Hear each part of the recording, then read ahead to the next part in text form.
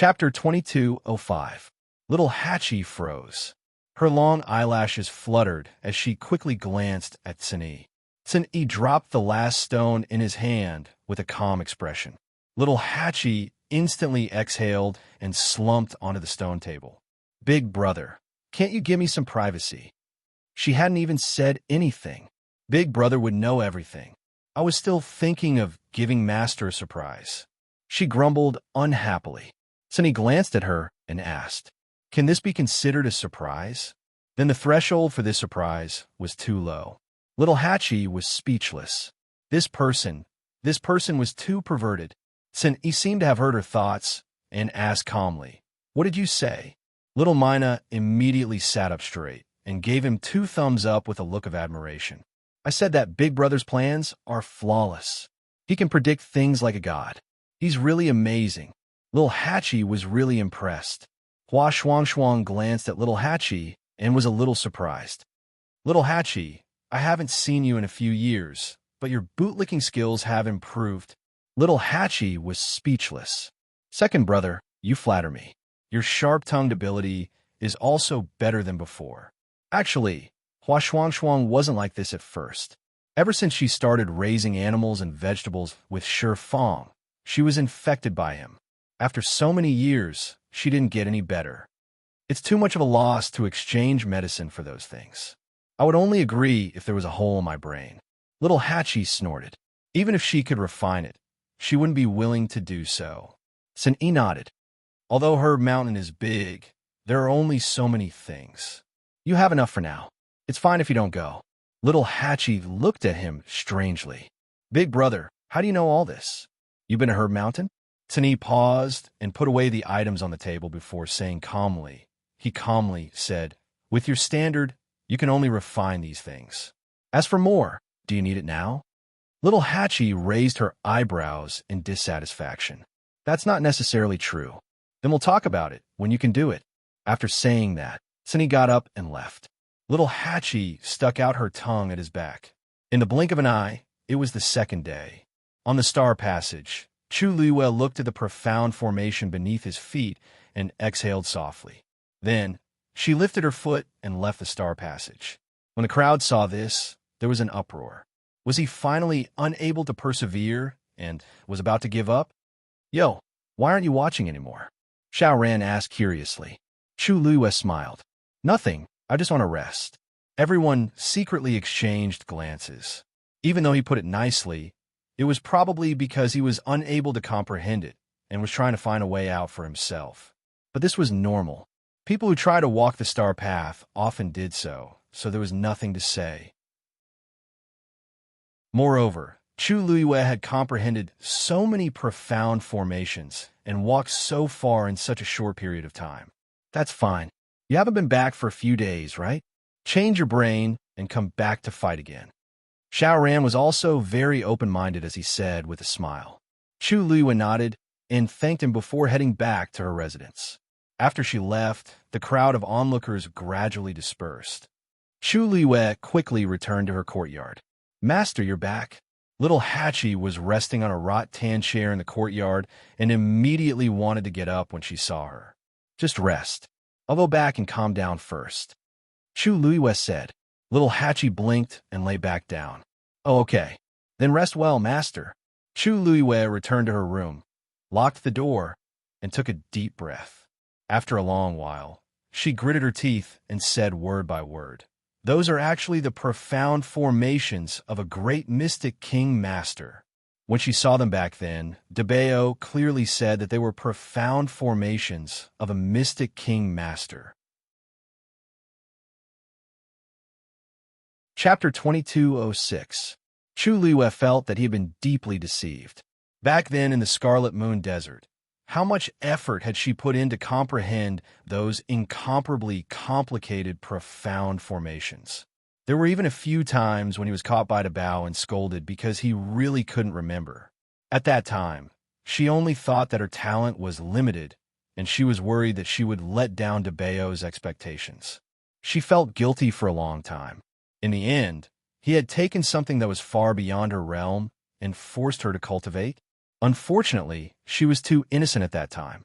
Although she felt that those things were very difficult, she never doubted Bao. Needless to say, Lan Xiao and Diwu Zhangzi definitely knew about it too. They could be considered half an accomplice. Chu Luiwei ground his teeth. When I find them, I'll make them pay for this. Ayu, this means that you've seen all those Xian formations before. Dumpling's soft voice sounded in his heart. Chu Luiwei face-bombed. Not really. But, however, the closer she got to the illusory god palace, the more profound formations she saw. At first, she didn't feel that something was wrong, but later on, when she saw those profound formations that Dabeo called Mystic King-tier profound formations appearing one after another in the area of the great Mystic King-tier profound formations, and there were quite a few of them, she knew that there was something fishy going on. Sensing her thoughts, Dumpling asked excitedly, "If that's the case, doesn't that mean that you will be able to comprehend all the profound formations on the Star Passage in no time?" "That's great." Chu Luiwei pursed her lips slightly. "That's why I came back. Previously, it could still be explained as her talent and luck. However, if this continued, everyone would be certain that there was something wrong with her." Although she urgently wanted to enter the illusory god palace and find Dabeo and the others, she was still worried. If he didn't handle the suspicions and questions of the people around him well, it was very likely that it would cause unknown effects. She hadn't been in the illusory god palace for long and hadn't figured out anything yet. It wasn't wise for her to advance rashly. "Let's wait and see how the illusory god palace reacts before making our next move," Chu Luiwei said firmly. Originally, she was worried about Dabao and the others. All she wanted to do was to enter the palace of the illusory god through the star path. But now, after knowing that she had seen most of the profound formations on the star passage, she was no longer that anxious. Dumpling was confused. "Then Dumpling will listen to Ayu." Chu Luiwei walked over and sat down. He closed his eyes and rested. For the past few days, she had not slept or rested to cast the profound formation. She had indeed exhausted a huge amount of energy and mental energy. "Ayu, let's wait here for a while. Grandpa Dabeo and the others should be fine, right?" Chu Luiwei took a deep breath and snorted. "They're the only ones who can bully others. How can others bully them?" "Achoo!" Lan Xiao suddenly sneezed. He rubbed his nose and mumbled, "Who is it that thinks of me so much?" Looking around, it was still dark. He sighed and lay back down. "Sigh, these days are really too boring. I say, why don't you send a few people over, and this young master will help you train them?" No one answered. Lan Xiao snorted. "Forget it if you don't want to. Back then, so many people begged me, but this young master refused. Now, you missed such a good opportunity. Seriously, you're just a defeated general. All your glory in the past is turned into smoke. Living in the past will only make others pity you." That voice came from afar. Lan Zhao's lips curled up into a sinister smile. "You know very well who's living in the past. Miss Little Hatchie." Little Hatchie was curled up in the recliner and sleeping with her eyes closed. Suddenly, she heard a man's voice coming from outside the courtyard. She couldn't help but open her eyes and look over curiously. A man was standing outside the door, looking over with a nervous and expectant face. This courtyard was very big. There was only a short bamboo fence surrounding the outside, which didn't affect one's vision. Therefore, the people outside could easily see the situation inside the courtyard. It was the same for the people inside the courtyard. "Who are you?" Little Hatchie asked blankly. That man instantly felt as if a bucket of cold water had been poured over him, and he looked awkward for a moment. However, he quickly adjusted himself and chuckled. "Miss Little Hatchie, I'm Liang He. We met at the Herb Mountain before." Little Hatchie blinked and remembered that she seemed to have seen this face before. "Oh, it's you. I'm sorry, my memory isn't very good.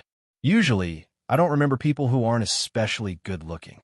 Her attitude towards people and objects was the same. She would only pick good-looking ones. She would even pick the petals for bathing, let alone people. This Liang, he looked to be around 27 or 28 years old. Compared to ordinary people, he was considered good-looking. However, in Lil Hatchie's eyes, he was just like a normal person. Liang, he was defeated, but he wasn't angry, because Little Hatchie indeed had the right to say that. Moreover, he had fallen in love with little Hatchie at first sight. When he heard this, he only felt that little Hatchie was really cute and straightforward. He wasn't angry at all. That's fine. I'll come here a few more times in the future. Miss Little Hatchie will be familiar with me. Little Hatchie suddenly thought of something and looked at him suspiciously. How do you know my name? Liang smiled and said, naturally, I want to ask around. Little Hatchie is so beautiful that it didn't take much effort to ask. I've offended you a bit. What I've done is a little offensive. Is Miss Little 8 unhappy? Little Hatchie laughed. What's there to be unhappy about? She had seen this kind of thing many times, so she didn't care. Could it be that she could really stay in the illusory god palace while concealing her identity? Speak. What did you come to find me for?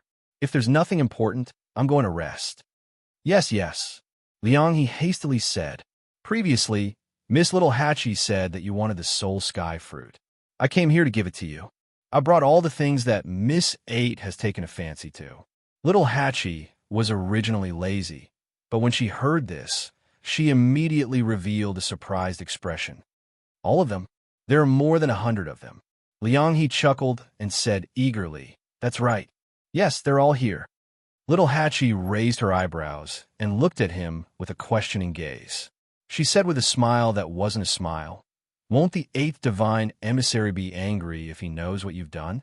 Miss Xiaoba, you might not know this, but there are many other places on the medicinal mountain where soul heavenly fruits grow. The ones that I have brought are merely a portion of them. Lord Divine Envoy will not be angry about this. Little Hatchie smirked at his words. So the 7th divine emissary wasn't lying when he said that he could use anything on her mountain. The one who really didn't want her to take the soul sky fruits was the lofty 8th divine emissary.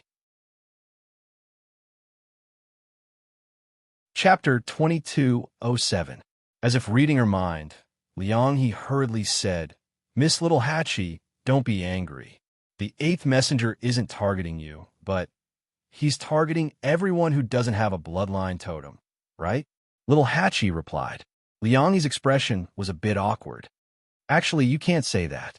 Guarding the herb mountain is the 8th messenger's responsibility. How about this? If you want anything in the future, just tell me and I'll get it for you. How about that? To him and the others in the Illusion God Palace, there was nothing wrong with the 8th messenger's actions. Besides, Little Hatchie was a high god, so the 8th messenger naturally didn't like her. Little Hatchie waved her hand. That's not necessary. I'm not that down yet.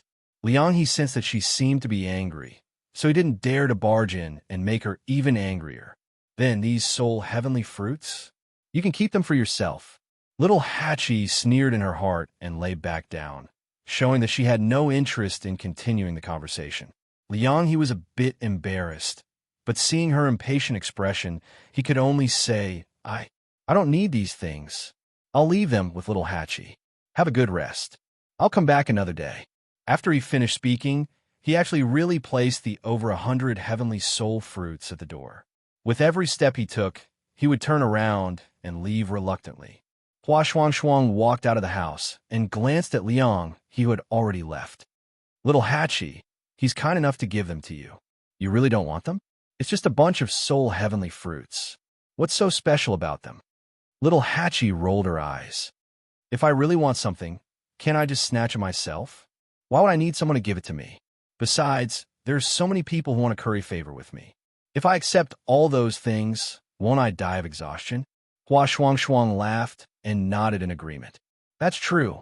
All these years, whenever Little Hatchie wanted something, she would either look for her master or the 13th guard. Anyway, she had someone doting on her, so she had never had to worry about such things.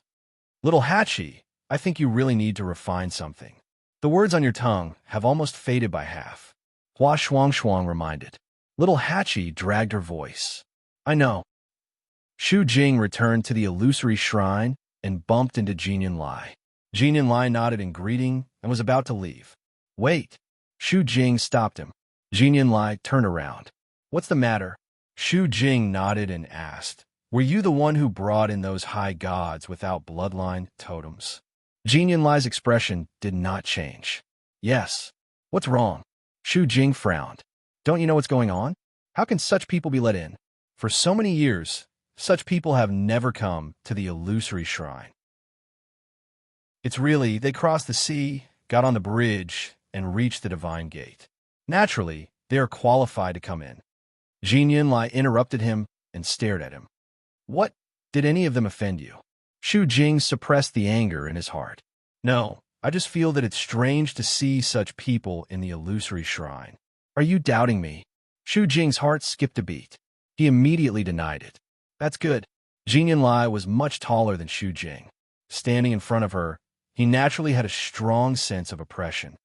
If anyone offends you, you just have to punish them according to the rules. As for what you asked just now, I'll pretend I didn't hear it this time. There won't be a next time. There was a warning in his voice. Shu Jing bit his lips. Yes. On the Star Road, Mu Yafeng had been standing in the same place for 3 whole days without moving.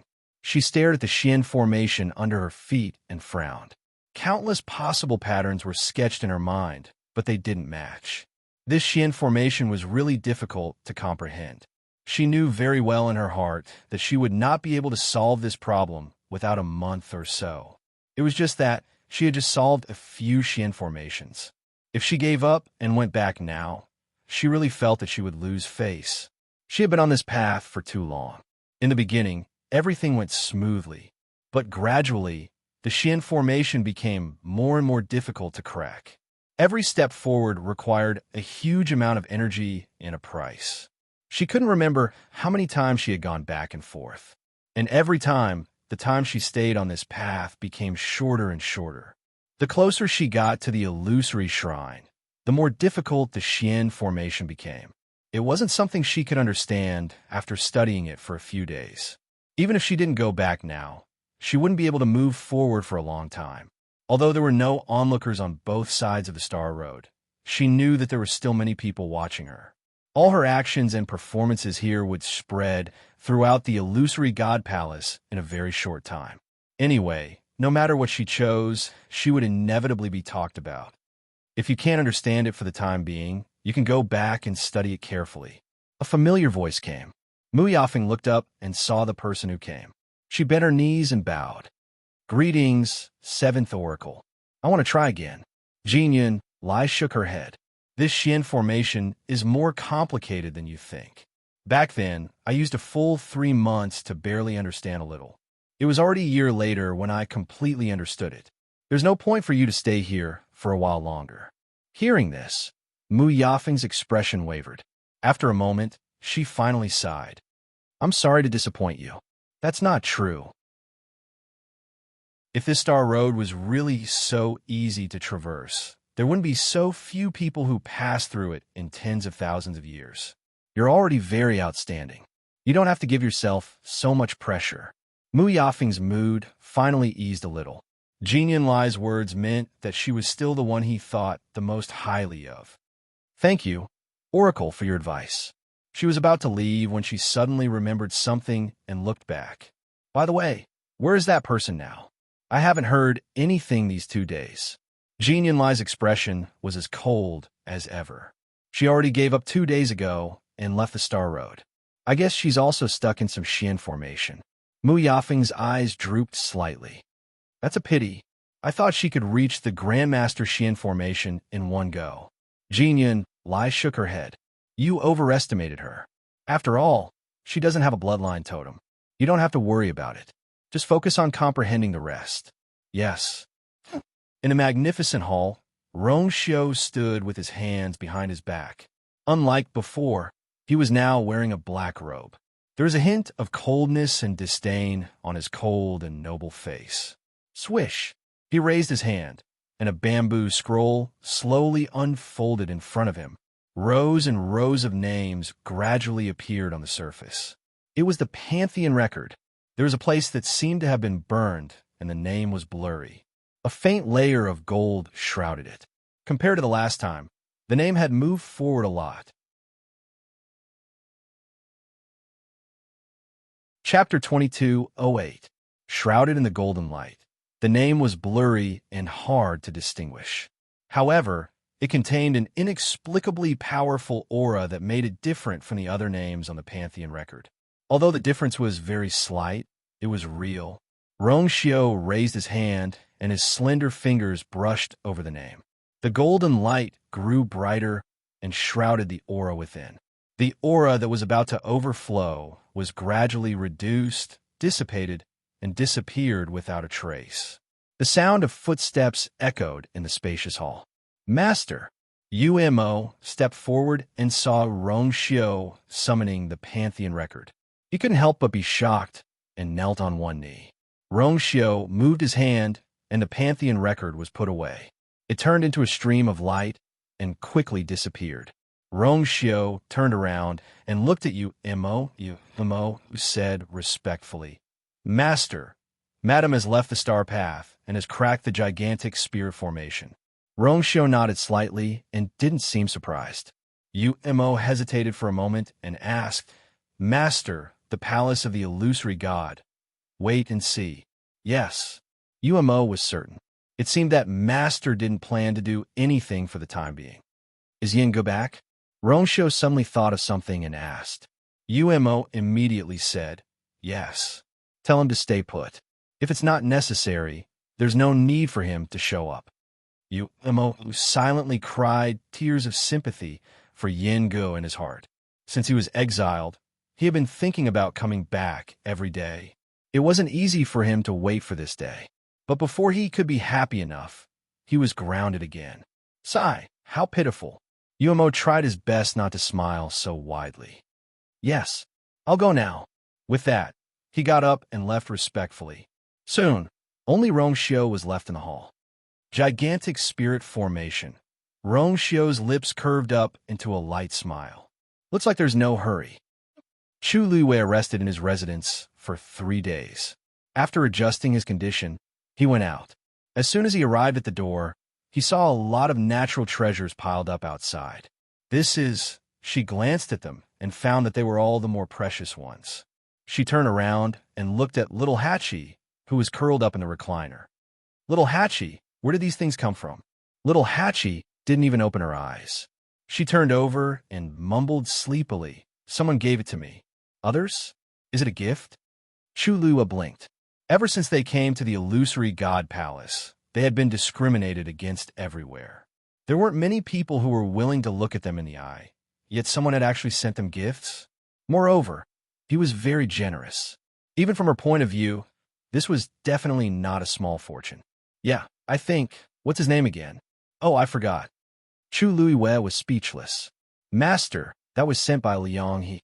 Hua Shuang walked out of the room on the other side and explained as she walked. Liang He.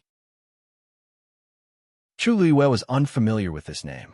Although she was also present on the day Liang He came, she was thinking about how Debeo used the Xian formation to trick her and didn't pay attention to anything else.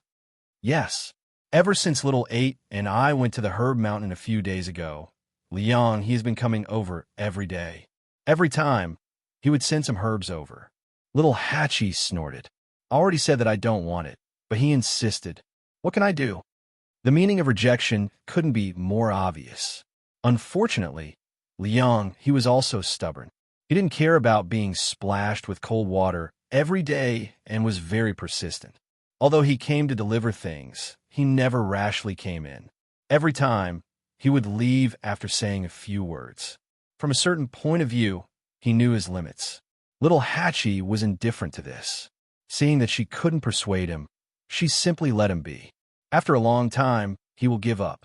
Chu Luiwei knew that this kind of thing was commonplace for little Hachi, so she didn't want to interfere. She was concerned about another matter.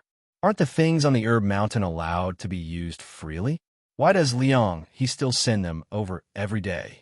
Little Hachi heard this, and her body stiffened. Finally, she opened her eyes. Hua Shuang paused for a moment, then briefly explained what happened that day. Although they didn't want to make things difficult for their master, this kind of thing couldn't be hidden. Chu Luiwei frowned slightly after hearing this. There's such a rule. Without a bloodline totem, there were a lot of restrictions in this place. Master, the 7th messenger only said half of what he said that day. According to the 8th messenger, even if you have a bloodline totem, There are certain conditions if you want to use the herbs on the herb mountain. As a celestial physician, you have more authority than the average person. And the higher the rank of a celestial physician, the more freedom you have in the herb mountain and the more herbs you can use. Hua Shuang rubbed her chin. I heard that Liang, he is the youngest supreme doctor in the illusory god palace. A supreme doctor was an existence above a grand doctor.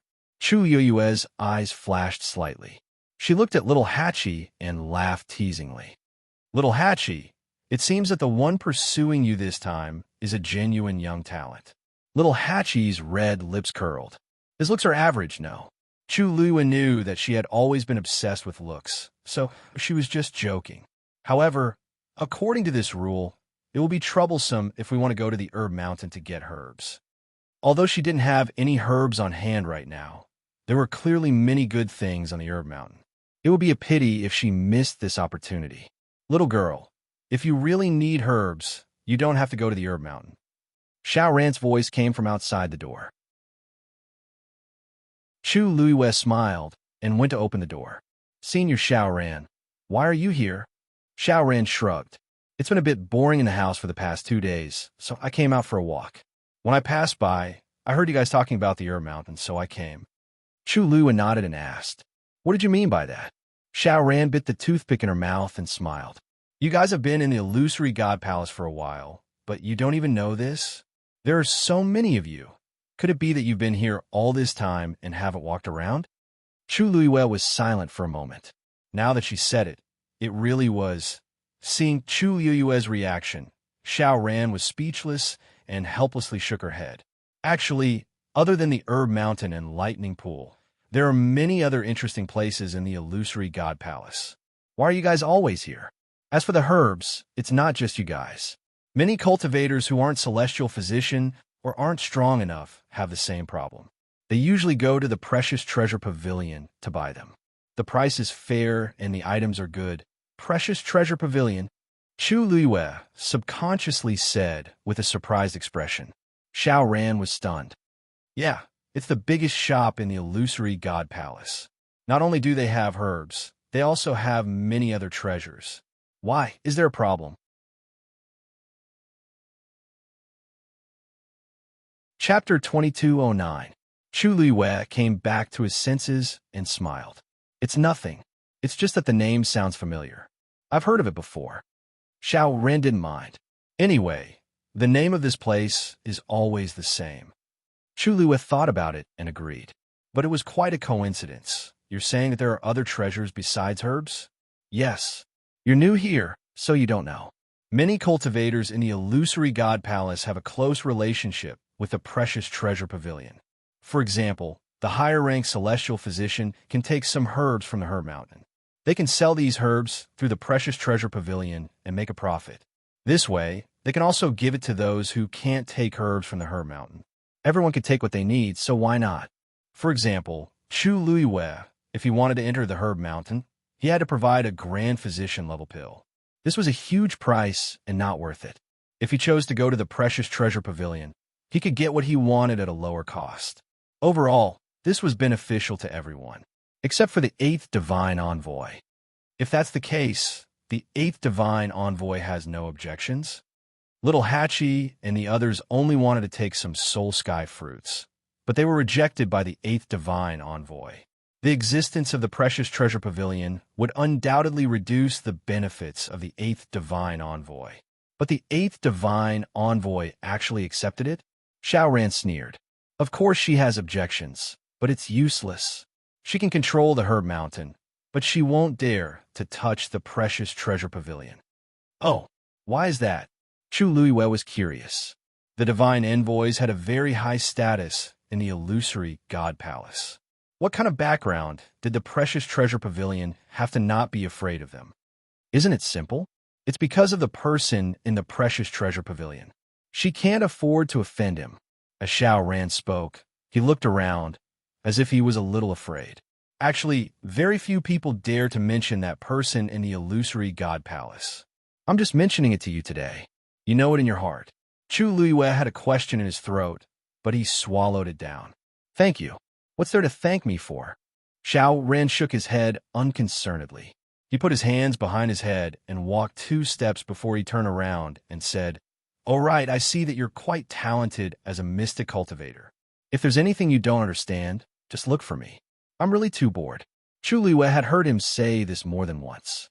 He couldn't help but laugh. "Definitely." Xiao Ran swaggered away. Yixia thought for a moment, then turned around and said, "I'll go take a look at the treasure pavilion." Hua Shuang said, "Mistress, let me go with you." "I'm going too." Little Hatchie finally got up from the recliner, yawned, and walked over lazily. Her half-asleep and half-awake appearance was quite charming. Chu Liwei combed her messy hair and said with a smile, "Little Hatchie, you don't have to go since you're so sleepy, right?" "I'm going." "I don't have." There were no more herbs. Little Hatchie swallowed the last few words. "Anyway, I'm quite bored here, so I'll go out with Mistress." As she spoke, she hugged Chu Liu's arm and leaned her head on Chu Liu's shoulder. Chu Liu nodded. "Then let's go together." The Illusion God Palace occupied a large area, with rows upon rows of houses and courtyards. Fortunately, the treasure pavilion was in a good location, so they quickly found it.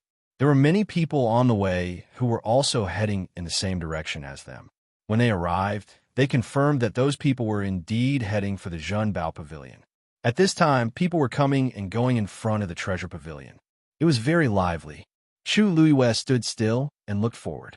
This was an exquisitely carved 3-story building. Just from the outside, one could tell that it wasn't small. There was a plaque with golden words hanging on it, Treasure Pavilion. It really was the same name as Yao Chen's shop, but the handwriting was different. She suppressed the chaotic thoughts in her mind and headed for the treasure pavilion. Quite a number of people looked over. It wasn't that Chu Liwei and the others were showing off. It was just that the 3 of them were already too conspicuous standing there. Hua Shuang was extremely tall and well-built. She stood out among the crowd. Little Hatchie's enchanting beauty was indescribable, and she was born to attract attention. As for Chu Liwei, she was incomparably beautiful and unrestrained. Her entire body exuded a noble aura that came from her bones. More importantly, the news of her walking the Star Road and reaching the Grand Mystic Emperor Division's Mystic Formation area in the shortest time had already spread like wildfire. "Isn't that Shang Wanyu?" "Who?" "That's the one who broke Mu Yafeng's record. I heard that she was trapped by the giant spirit formation a few days ago, so she gave up and went back. I didn't expect to see her here again today. You guys forgot that she doesn't have a bloodline totem. She's probably here to buy herbs or something." The 2 beside her seemed to be the 2 people who were chased out of her mountain by the 8th divine envoy a few days ago. Little Hatchie ground her teeth, her beautiful eyes overflowing with killing intent. Chu Liwei patted her hand and chuckled. "All right, we're here to buy things. Why are you getting angry with them? Let's go in later and see what we want. We'll buy as much as we can." Little Hatchie smiled. "Master is still the best to me." Chu Liwei and the others ignored the various gazes around them and entered the treasure pavilion. "What did you say?" "Master told me not to come out for the time being." Yin Guo, who was leisurely fiddling with a jade item, looked up in shock when he heard this. "It can't be. I just came back." Mo patted him on the shoulder. "I'm deeply sympathetic, but this is Master's intention. You know." Yin Ji's eyes twitched. He pulled his hand down and said expressionlessly, "Next time when you're expressing sympathy, don't smile so brightly. It'll be more convincing. No matter what, Master has already transferred you back. He just wants you to appear less for the time being. Isn't this better than before?" Yinga looked at him speechlessly and asked weakly, "What are you talking about? Did Master say how long it would take?" "He didn't say." Mo chuckled. "Don't worry too much. Since Madame and the rest are already here, it won't be long." Suddenly, Yinji's expression changed. "She's here." Mo was stunned. "Who's here?" Yingu almost rolled his eyes. "Who else can it be? Madame is here." "I'll go." Mo immediately became nervous. "Then I'll leave first. Be careful." Without waiting for Yinji's reply, he disappeared from the room in a flash. Yin Ji's face twitched violently. Bah, what a shameless person. Just like Yin Qing. After cursing for a while, Yin Ge felt better. But when he thought of that person downstairs, his heart could not calm down.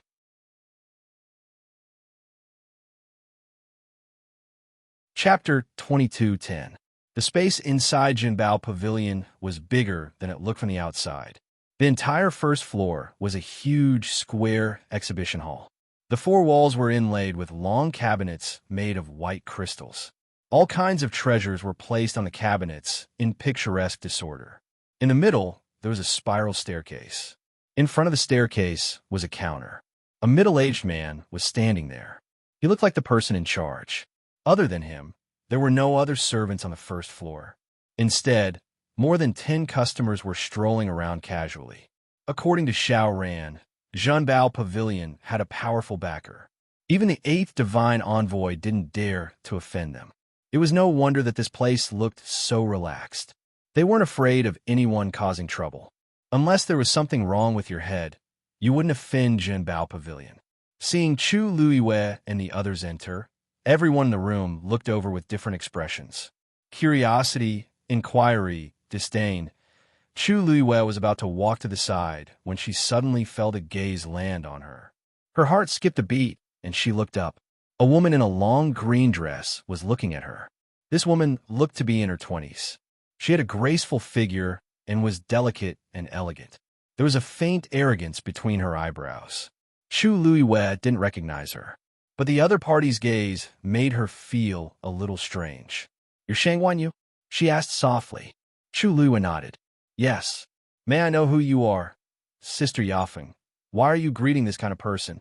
Before the woman could speak, a young woman beside her spoke up. As she spoke, her eyes were filled with impatience and disdain as they swept over Chu Luiwei. Chu Luiwei immediately understood.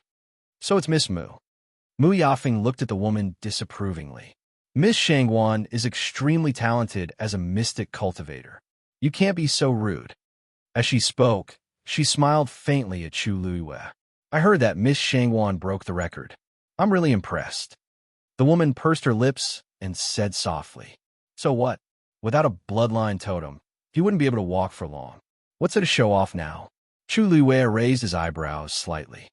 "I am but a mere great Xian King teacher, and there's still quite a large gap between me and a great grandmaster like Miss Mu. This admiration is not something I can bear." The woman snorted. "At least you have some self-awareness." Mu Yafeng gave her a warning look and smiled apologetically. "I'm sorry, my sister didn't mean to offend you." "Didn't I offend you unintentionally?" Little Hachi crossed her arms and chuckled. "I really don't know if I should say that Miss Mu's younger sister is too outspoken, or that Miss Mu is not good at disciplining her." Mu Yafeng and Mu Yafeng's expressions changed. Chu Luiwei tugged at Little Hachi and smiled. "I'm sorry. Our Little Hachi is also a straightforward person." His words left the other party speechless. "We still have things to do, so we won't disturb you." As Chu Luiwei spoke, he pulled Little Hachi to the side. "Little Hachi, look over here. Is there anything you want?" They walked to the other side. "How arrogant!" The woman shouted in a low voice, unconvinced. "Enough. We didn't come here to quarrel." Mu Yafeng said with a frown. That woman sensed that she was really angry, and only then did she stop talking. Mu Yafeng walked to the counter in the middle. The anger on her face had already dissipated and was replaced with a gentle smile. "Lord Ming, I heard that the second master has returned." Digression, 6 p.m.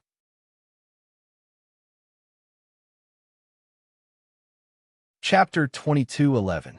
Chu Luiwei stopped in his tracks. Mingshu chuckled and replied, "That's right. Miss Mu's news is really fast. The second master has just returned, and you already know." Mu Yafeng smiled gently. "The second master has been away for several years, and we can't help but miss him. May I know if he's upstairs now? I have something to discuss with him." Mingshu immediately said, "He's here." "Miss Mu, please wait for a moment. I'll go ask for instructions for you." "Sorry to trouble you, Lord Ming. It's just a small matter, not worth mentioning." Mingshu went upstairs after he finished speaking. The entire treasure pavilion was under their control, so they didn't have to worry about anything happening after leaving for a while. However, after Mingshu went upstairs, the people on the first floor were surprised and started discussing in low voices. The second master is back? When did this happen? Why didn't I hear about it? It seems to be just a few days ago. We don't know the details, but there have been rumors in private. However, the second master hasn't shown up since he came back. He left for a long time this time, right? I don't know where he went, but some people guess that he left the Illusion God Palace. Chill. We don't dare to talk about this kind of thing. Besides, it's not important. What's important is that the second master is back, so the Treasure Pavilion's main warehouse should be open now, right? Since he left, there are only 2 small warehouses left in operation, and many things are very scarce. That's true, but then again, Mu Yafeng's reputation is really big. She directly asked to see the second master as soon as she arrived. If it were me, I wouldn't have such confidence, huh? After all, she's the most promising person to complete the Star Path, and she's highly regarded by the 7th Divine Envoy and the others. Naturally, she's different from us. Mu Yafeng stood there with her hands crossed and placed on her lower abdomen. Her expression was calm. Only the subtle ripples in her eyes could be seen, and there was a hint of loftiness. After a while, Mingshu came down from upstairs. She looked up, and a smile appeared on her lips again. Lord Ming, can I go up now? However, Mingshu's expression was a little strange. He hesitated for a moment and declined tactfully. Miss Mu, the second master said he's not feeling well today, so he won't see any guests. If you have anything to say, you can pass it on to me. As soon as he said that, the entire first floor fell silent. The smile on Mu Yafeng's face instantly froze. Lord Ming, what do you mean by this? He was also in a very difficult position, but he didn't dare to disobey the second master's words. Second master has indeed been working hard recently. Please forgive me. He was determined not to let her go up. Mu Yafeng pursed her lips. In the past, when she came, the second master would never refuse to see her. As for not feeling well, it was just an excuse. He just didn't want to see her. However, she didn't seem to have offended that person, did she? Mu Yafeng thought about it, but still could not figure it out. She could only suppress these thoughts for now. Actually, I came here today mainly because I haven't seen Second Master for a few years, so I can pay you a visit. But since it's still inconvenient for you, then forget it.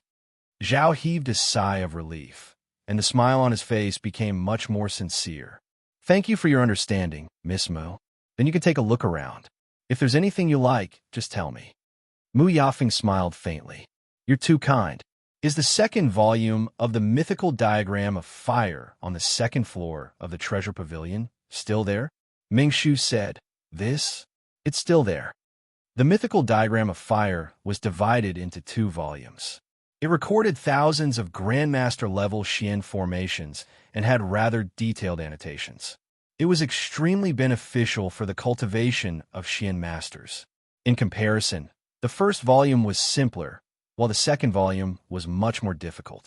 Because of this, the price of the second volume was several times that of the first volume. Even for the people of the Illusory God Palace, it was an absolutely sky-high price. Mu Yafeng had bought the first volume before. It was precisely because of that she could greatly reduce the time it took to understand the Xian formations on the Star Passage. A few days ago, she was trapped again and had no choice but to give up and return from the Star Passage. She studied alone for several days, but she had no clue at all. At this time, she realized that the 7th Divine Emissary's words were not an exaggeration. If she really did it herself, she might not succeed even after a few years. However, she really didn't want to wait that long. So she thought of the second volume of the mythical diagram of fire. Although this thing was very, very expensive, and buying it would definitely make her bankrupt and even cause her to be in debt. However, she still made up her mind. That was what she was here for today. Hearing that the thing was still there, she revealed a smile. Since it's still there, I want to go to the second floor and buy it. As she spoke, she lifted her foot and was about to go to the second floor. However, Zhao suddenly reached out and stopped her. Miss Mu, wait. It's not good for you to go up to the second floor. Mu Yafeng never thought that she would be stopped here and was stunned for a moment. Why? Why? The second floor of the treasure pavilion was indeed not a place that anyone could go up to. However, she was not included among these people. In the past, she had been to the treasure pavilion many times, and she had always been able to freely enter and exit the second floor. Why was it suddenly not possible this time?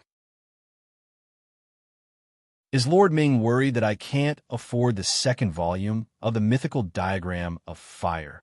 That's not it. Zhao rubbed his hands, as if deliberating over his words. It's just, I'm afraid I can't sell the second volume to you. Mu Yafeng was stunned. Mingshu paused for a moment, then explained. The second master means, from today onwards, only the first floor will be open. The second and third floors will be closed for the time being. Similarly, the items inside will not be sold. The second volume of the mythical diagram of fire is on the second floor, so it's naturally included. Please go back. Mu Yafeng had never been treated like this. Not only did he not allow her to go up to the second floor, but he also did not intend to sell the items. Her face turned cold. Lord Ming, the treasure pavilion is open for business. I'm afraid it's inappropriate for you to reject people like this. Although the people beside her did not say anything, their expressions showed that they agreed with Mu Yafeng's words. Although there were many good things on the first floor, everyone knew that the best were on the second and third floors. Now that they were not allowed to go up, and they were not even selling the items, what was going on? Zhao curled the corners of his mouth, and his tone was polite but did not allow for any rebuttal. Miss Mu, it seems that it's not up to you to decide how the treasure pavilion does business. But Sister Yafeng isn't wrong. How can you open the door and not sell things? It's not like we can't afford it. The woman standing next to Mu Yafeng could not help but mutter in a low voice. However, the room was very quiet at this time, and her words were heard clearly by everyone present. The last trace of a smile on Zhao's face dissipated. With one hand behind his back, his voice turned cold. This is the first master's intention. Mu Yafeng was shocked. A chill rose from the soles of her feet and rushed to the top of her head.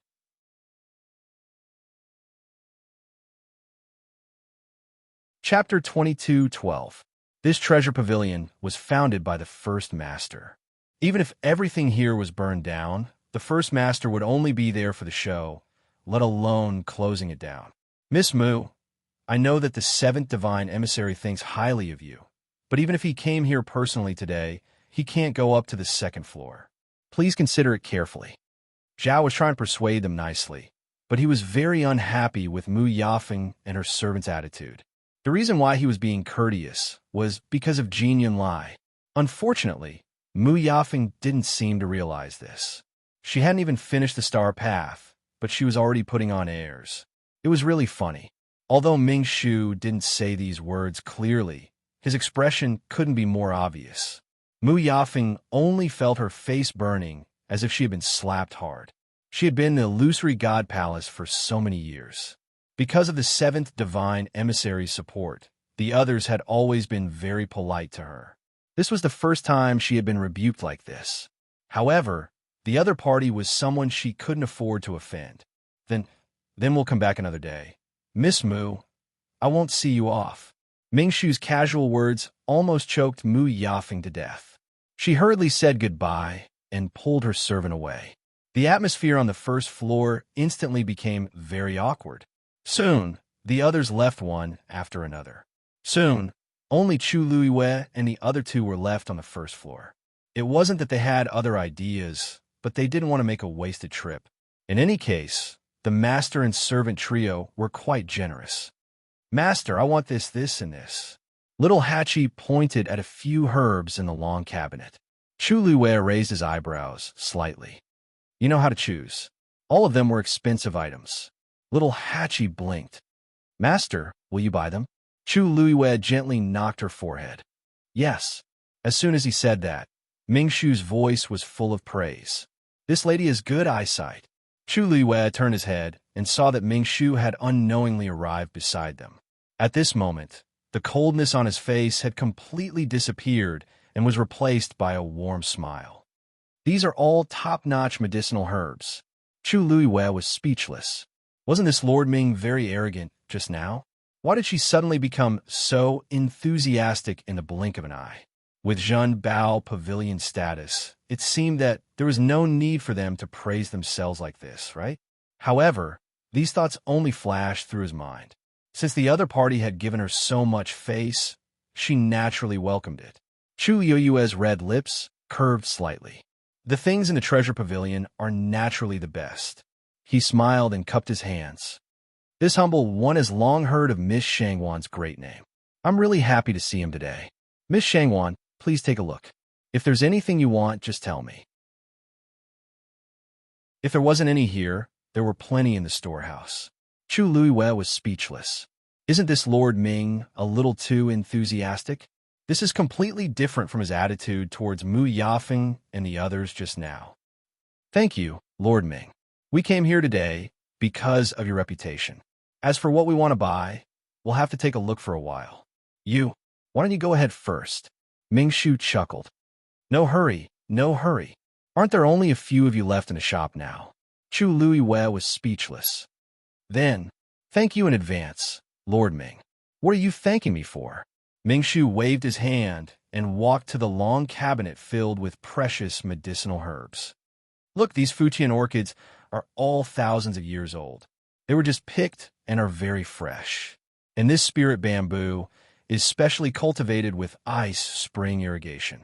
Its medicinal effect is very pure. Little Hachi's beautiful eyes sparkled. Mistress, these are all really good things. Speaking of which, they are much more precious than the soul sky fruit. Chu Luiyue coughed. Of course, she knew that these were all rare treasures, but the price. May I ask, Lord Ming, if you want to buy these things, what do you need to exchange for them? Before coming, Xiao Ran had already said that Precious Treasure Pavilion didn't accept money and only accepted barter. Although she had many things on her, there weren't many that she could take out to exchange. Ming Shu laughed. If Miss Shangwan wants these, you don't need to exchange for anything. You just need to do me a favor. What favor? I heard that Miss Shangwan is extremely talented in Xian Masters, so I would like to ask you to copy a scroll for me. Chu Luiyue immediately understood something. A Xian formation diagram? That's right. Ming Shu nodded. Actually, this wasn't anything new. There were countless Xian formations in this world, but it was impossible for ordinary people to engrave a Xian formation for future generations to see and comprehend. Only Xian masters who were strong enough could do it. But there are so many Xian masters in the illusory God Palace. Who knows how many of them are stronger than me? Why did Lord Ming choose me? Ming Shu smiled. Naturally, it's because you are currently the most talented person in the illusory God Palace. Seeming to have seen her confusion, he continued to explain. Before you, the most outstanding person was Mu Yafeng, but your performance on the star path had already completely crushed her. So, we are more at ease if we leave this matter to you. In other words, Mu Yafeng didn't have the qualifications. Chu Luiyue pondered and felt that this wasn't unreasonable. Then, you want me to copy the Xian formation diagram of a great Xian master? No. Ming Shu shook his head and said word by word. It's the mythical flame diagram.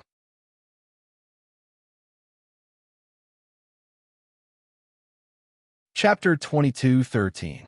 On the second floor, Yin Gu pressed his ear against the door and held his breath as he listened. Hearing Zhao's words, he pounded his chest in frustration. This idiot! How can he be so direct? He had only asked Zhao to test the waters and see if he could send out the mythical flame diagram quietly. How could it be so obvious in the end? Even an idiot could tell that something was wrong. He was already upset that his master did not allow him to show his face. Now that he asked Zhao to do something on his behalf, he made it so difficult. Immediately after, he heard his master's wife only pause for a moment before she quickly agreed. Okay. She did not seem to hesitate and did not ask anything. Ming Shu immediately said, Please. Yinggu slapped his forehead and took a deep breath.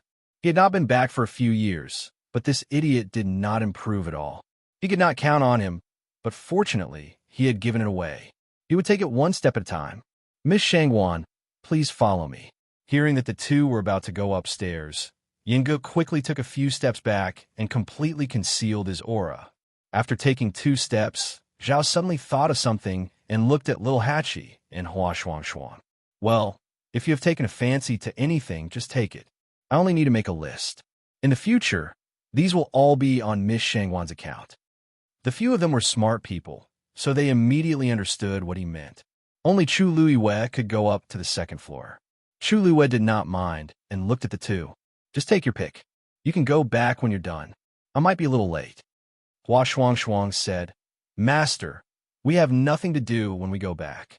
Why don't we just wait here? Chu Luiwei smiled and shook his head. No need. I'll go back when I'm done here. Seeing Chu Luiwei's firm attitude, Hua Shuang Shuang and little Hachi could not stop him and could only agree. In a place like Zhenbao Pavilion, there was no need for them to do anything in private, so there was nothing to worry about. Little Hachi was indeed lacking in medicinal herbs. Seeing that she had the support of her master, she didn't hold back and directly took away half of the wall. Chu Luiwei. Little Hachi, I remember that you took a lot from Sanson. Why do you want so much now? Little Eight blinked and smiled enchantingly, saying coquettishly, Master, you know that I'm very picky when it comes to these kinds of things. Naturally, I'll use them faster. Chu Luiwei tapped between her eyebrows. All right, just take it away. If it's not enough, we can always come back again. Little Hachi's beautiful eyes sparkled. Master, the way you spend money for me is the most beautiful. Chu Luiwei was already immune to her tricks. After Zhao finished registering, he sent the two of them away. Phew. Seeing the two of them leave with satisfaction, Chu Luiwei let out a long sigh of relief. Was it easy to raise a family? Miss Shangwan, please come with me. From beginning to end, Zhao was very patient. Chu Luiwei nodded. Thank you, Master Ming. As they spoke, the two of them walked toward the stairs in the middle. Chu Luiwei came to the front and took a look. The stairs didn't look any different from the stairs in other places. She originally thought that there would be a barrier or something. However, after thinking about it carefully, she felt that Zhenbao Pavilion was more mysterious and powerful. There were no barriers or defenses, and there weren't many people here. It looked casual, but in fact, it was all based on powerful strength and background. Miss Shangwan, please. Zhao turned sideways and raised his hand, inviting Chu Luiwei to go up first. Chu Luiwei was about to move when she suddenly heard a surprised voice from the door. Master Ming, what are you doing? This voice was somewhat familiar. Chu Luiwei half turned and looked back, raising her eyebrows slightly. Standing outside the door and looking over here with a shocked expression, who else could it be but Mu Yafeng? Miss Mu, why are you here again? Seeing that it was Mu Yafeng, the smile on Zhao's face faded a lot, and his tone was no longer as polite and eager as when he was talking to Chu Luiwei. Mu Yafeng opened her mouth. On the way back, she suddenly remembered that she still lacked some herbs besides the mythical flame diagram, so she turned back. However, she didn't expect to see such a scene as soon as she arrived. What were they doing? If she didn't hear wrongly, Zhao was actually inviting that Shangwan Yu upstairs. She had just been rejected this request. It had only happened in the blink of an eye. She saw clearly that Zhao's attitude toward that Shangwan Yu was several times better than his attitude toward her. Even when she came here in the past, and Zhao treated her politely, she had never received such treatment. Mu Yafeng's mind was in a mess, and it took her a while to find her voice. I just wanted to come back to buy some herbs, but Master Ming, didn't you just say that the second and third floors are no longer open to the public from today onwards? What's going on now? She tried her best to suppress the surging emotions in her heart, but her words still revealed some displeasure and anger from being deceived. Zhao stepped forward and said indifferently, Yes, I did say that it's not open to the public, but Miss Shangwan is not an outsider. Chu Luiwei's eyelashes trembled slightly. Mu Yafeng's face instantly turned pale. Master Ming, your words, Miss Shangwan is extremely talented in mystic cultivation, so we have specially hired Miss Shangwan to duplicate the mystic formation diagrams in the Treasure Pavilion. In this way, Miss Shangwan is naturally not an outsider. Mu Yafeng almost suspected that she was hearing things and laughed in anger. Master Ming, are you sure? I admit that she is indeed very outstanding, But with her current level, she doesn't have the qualifications to do so, right? Actually, it wasn't the first time the Treasure Pavilion had done such a thing. After all, many of the mystic formation diagrams here were very precious, and there were many people who wanted them. The best way was to ask someone to duplicate them. However, this matter involved a lot of things, so the Treasure Pavilion was usually very strict when it came to the personnel review. When Mu Yafeng wanted to obtain the mythical flame diagram, she had also taken the initiative to mention this, but she was still rejected in the end. She never expected that the Treasure Pavilion would directly invite Shangguan Yu, who wasn't even a great grandmaster and didn't even have a bloodline totem. If this news were to spread, who knew how many people would be taken aback? If Miss Shangguan isn't qualified, then I'm afraid that no one in the illusory God Palace is qualified. She chuckled. Miss Mu, allow me to remind you.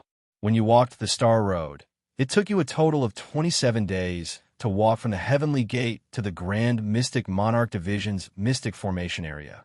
Moreover, this doesn't include the several times you went to the Star Road to study those mystic formations separately. And Miss Shangguan went straight to the illusory God Palace when she just arrived. She didn't even use up the remainder of your time. What position do you have now to point out that she isn't qualified?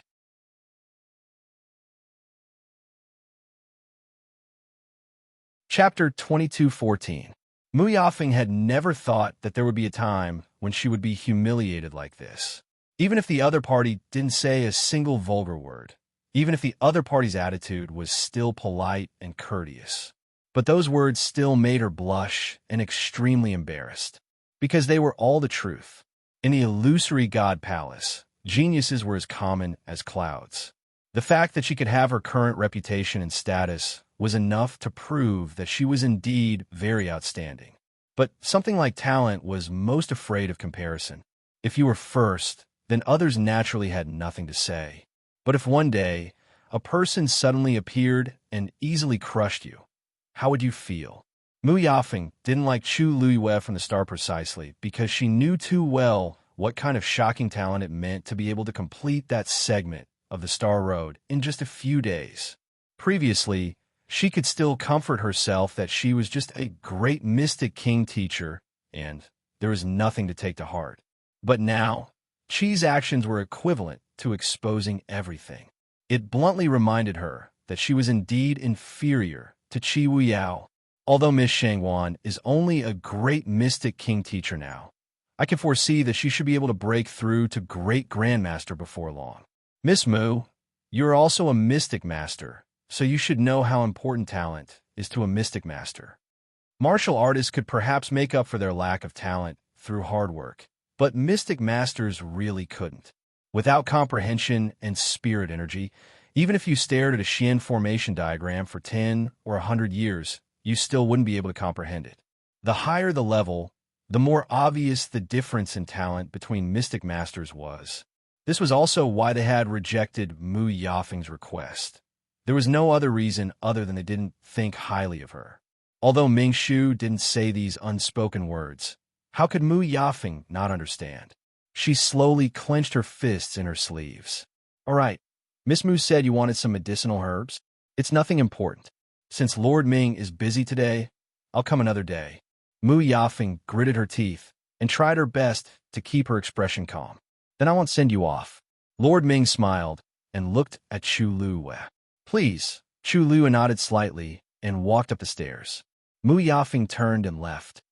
The staircase in the middle of the treasure pavilion spiraled upwards. The entire staircase was hollow and made of high-quality wood. Walking on it, one could even smell the faint fragrance of wood. Chu Luiyue walked up step by step and soon arrived at the second floor. The layout of the second floor was very different from the first floor. There were no treasures here. Instead, there were private rooms. The privacy was very strong. Miss Shangguan, the things are in the innermost room. Ming Shu also followed and led Chu Luiyue away. Chu Luiyue scanned her surroundings, but she didn't say anything as she followed him forward. Ming Shu opened the door. Chu Luiyue walked in. Although the room wasn't big, the decorations were elegant and grand. Everything that could be seen and used was of the highest quality. Ming Shu went to the bookshelf by the wall and took down a wooden box. He turned around and handed it to Chu Luiwei. The first and second volumes of the mythical flame diagram are here. You can start with the first volume. Everything you need for copying is on the table over there. Feel free to use it. Chu Luiwei looked in the direction he pointed. There were indeed many things on the table by the window sill. She took the box, thought for a moment, and asked, "Copying Xian formations requires a lot of time and energy. Especially since my realm isn't high enough, I might not be able to complete it immediately. Miss Shangwan, you don't have to worry about this. We all know that this is a delicate job and can't be rushed. You can come again when you have time. As for the things that Little Hatchie took away just now," he took out a list and quickly looked through it again. He chuckled. "You only need to copy 10 great Xian King Masters' Xian formations. Of course, if it's a great Grandmaster level Xian formation, one is more than enough." Chu Luiwei calculated for a moment. This price wasn't expensive. If it was someone else, they might find it a little troublesome. However, this wasn't a problem for her. Of course, she also wanted to take a look at the mythical flame diagram and see what kind of secrets it hid. "If there's nothing else, then, I won't disturb you anymore." As she spoke, she planned to leave. "Wait." Chu Luiwei suddenly called out to him. "I still have a presumptuous request. I wonder if it's convenient for Lord Ming to help. Just say it." "If I can help, I definitely won't refuse," Ming Shu immediately said. Chu Luiwei looked at him, the corners of her lips slowly curling up. "I admire Treasure Pavilion's second master very much. I wonder if I have the chance to meet him." Ming Shu didn't expect her to say this and was momentarily stunned. "Second master hasn't been feeling well recently. He probably can't meet you." "I know. What I mean is, when it's convenient for second master, I want to meet him and thank him in person." Ming Shu hesitated for a moment. Since Chu Luiwei had already put it this way, there seemed to be no reason to refuse. "Then, I'll ask second master for instructions later. However, Miss Shangwan will probably have to wait a little longer." "It's fine." Chu Luiwei had already guessed that this second master wasn't easy to meet. Ming Shu's answer was also within her expectations. "I can wait." Only then did she relax and turn to leave. The room door was closed. Chu Luiwei was the only one left in the room. She stared at Ming Shu's departing figure for a while, before retracting her gaze and walking over to open the wooden box. 2 books were lying quietly inside. Chu Luiwei took them out. On the surface, it didn't look much different from ordinary Xian formation diagrams. Chu Luiwei first picked up the first volume and flipped it open. What entered her eyes was a great Xian Emperor Master Xian formation. Very familiar. Chu Luiwei wasn't surprised and turned to the second page. Still very familiar. Her expression didn't change as she continued to turn to the third page and smiled. Splitting a great Xian Master Xian formation into several great Xian Emperor Master Xian formations. You really know how to have fun. Her tone was light, and there was a smile on her lips. Then, she unhurriedly flipped through the first volume. Indeed, as the rumors said, the Xian formations on this book were highly overlapping with those on the star path. Moreover, each Xian formation was marked with annotations. Some had more, some had less. However, it was extremely useful for comprehending Xian formations. Chu Luiwei leaned back in her chair and picked up the second volume. Mu Yafeng left the treasure pavilion. She wanted to go back directly, but there seemed to be something stuck in her chest, making her feel suffocated and uncomfortable. The scene just now kept replaying in her mind, stabbing at her temples until they hurt. Finally, she took a deep breath, turned around, and headed in the direction of the illusory God Palace. Jin Yanlai looked up from her book and frowned slightly. Mu Yafeng? What's she doing here?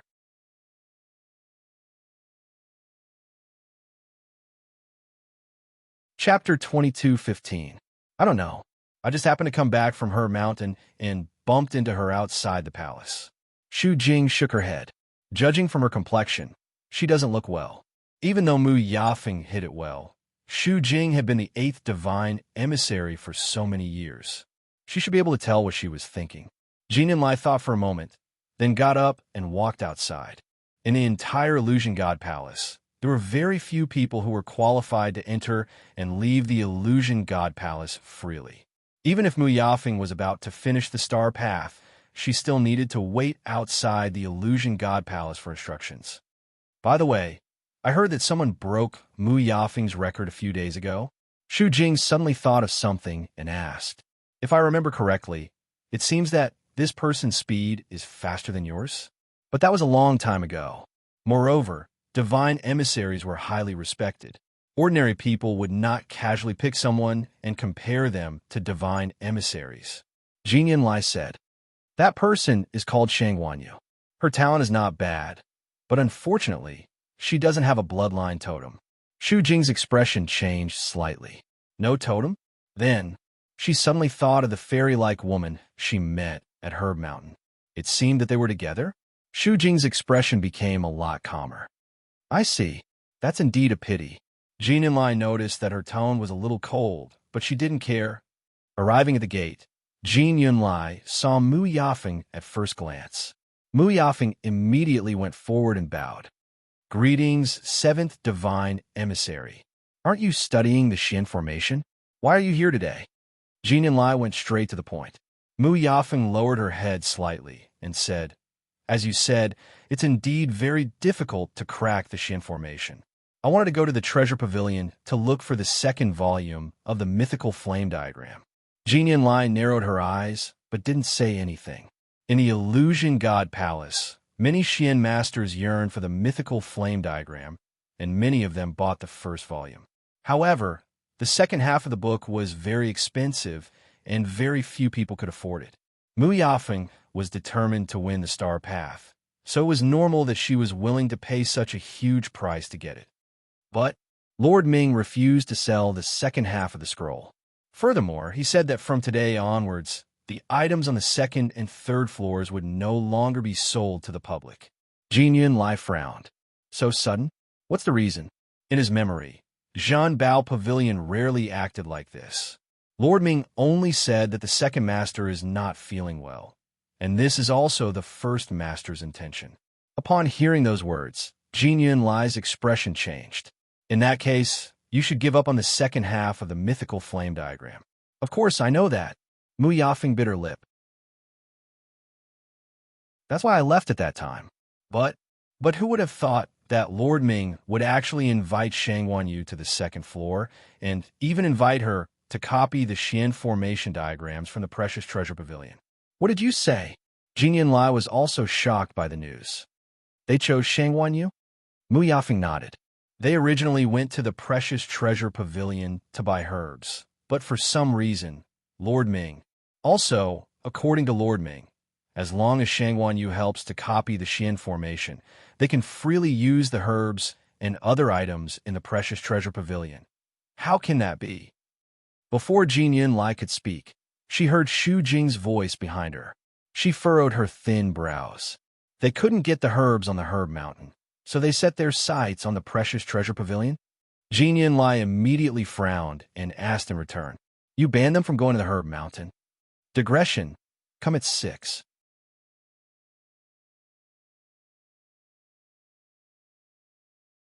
Chapter 22:16. Xu Jing retorted, "It's not that I forbade them from going to Herb Mountain, but that's the rule of Herb Mountain. They don't have a bloodline totem, and they can't take out pills of the same level to exchange. The so-called rule of Herb Mountain was set by you in the first place." Jin Yinlai's eyes flashed with displeasure. Xu Jing pursed his lips and softened his voice. "Nothing can be accomplished without rules. I'm doing this for the good of the illusory God Palace." Jin Yinlai retracted his gaze and stopped looking at her. They had known each other for so many years, and he was very clear about Xu Jing's intentions. Herb Mountain stretched for thousands of miles, and countless natural treasures grew there. Its value was immeasurable. Xu Jing just wanted a piece of the pie. The authority to manage Herb Mountain had been delegated to her. As long as she didn't do anything too excessive, the higher-ups wouldn't care. The rules that she had set were strictly divided into ranks, and the winner was the king, while the loser was the bandit, was vividly reflected. Although Jin Yinlai didn't like it, He had to admit that to a certain extent, her actions did indeed have a restraining and urging effect on everyone. Want the best herbs? Then you must take out the corresponding strength to exchange for them. Don't have the qualifications? Then he would just have to increase his strength and make himself more qualified. As for those who really couldn't do it, those people shouldn't even exist in the illusory god palace. No one cared about the life and death of the weak. Although Jinyanlai's ranking among the oracles was higher than Xu Jing's, each oracle was responsible for different things. Therefore, even if they didn't like each other, they couldn't interfere with each other's affairs. Jinyanlai also didn't want to continue arguing with Xu Jing on this issue. She only reminded him, I know you're unhappy about this, but don't forget about Zhen Bao Pavilion. You can't afford to offend them. Xu Jing's expression tightened. As for Shang Guanyu, since Zhen Bao Pavilion has the intention to support her, then don't get into trouble. In the future, try not to find trouble with them. Don't bring trouble to yourself in the end. Do you understand? Jin Yinlai's voice became more serious as she stared at Xu Jing. Don't forget, no matter what decision they make, it's not up to us to say no. Just that sentence alone would cause a lot of trouble for the Zhen Bao Pavilion if it was spread to them. Xu Jing finally lowered his head under the powerful, almost tangible, scrutinizing gaze. Yes, I know. Xu Jing was embarrassed to be reprimanded in front of Mu Yafeng. She didn't stay any longer. She casually found an excuse and left in a hurry. Jin Yinlai only looked at Mu Yafeng after her figure disappeared. You heard what I said just now. His words were filled with undisguised warnings and admonitions. Mu Yafeng was shocked and hurriedly said, Yes, Yafeng will keep that in mind. As she spoke, she lowered her eyes. Her heart was in a mess. If he had known that the treasure pavilion had a powerful background, even the oracle would not have dared to offend them. From the looks of it, the oracle was indeed unwilling to go against the treasure pavilion. He was even willing to take the initiative to avoid them. I'm just curious. I don't know why the treasure pavilion chose her, Mu Yafeng said softly and looked up at Jin Yinlai. Shang Guanyu's talent is indeed outstanding, Jin Yinlai said lightly. Although she doesn't have a bloodline totem and can't ascend to heaven and become a god, the treasure pavilion thinks highly of her. It's understandable that they want to copy some Xian formations while she's still in the illusory god palace.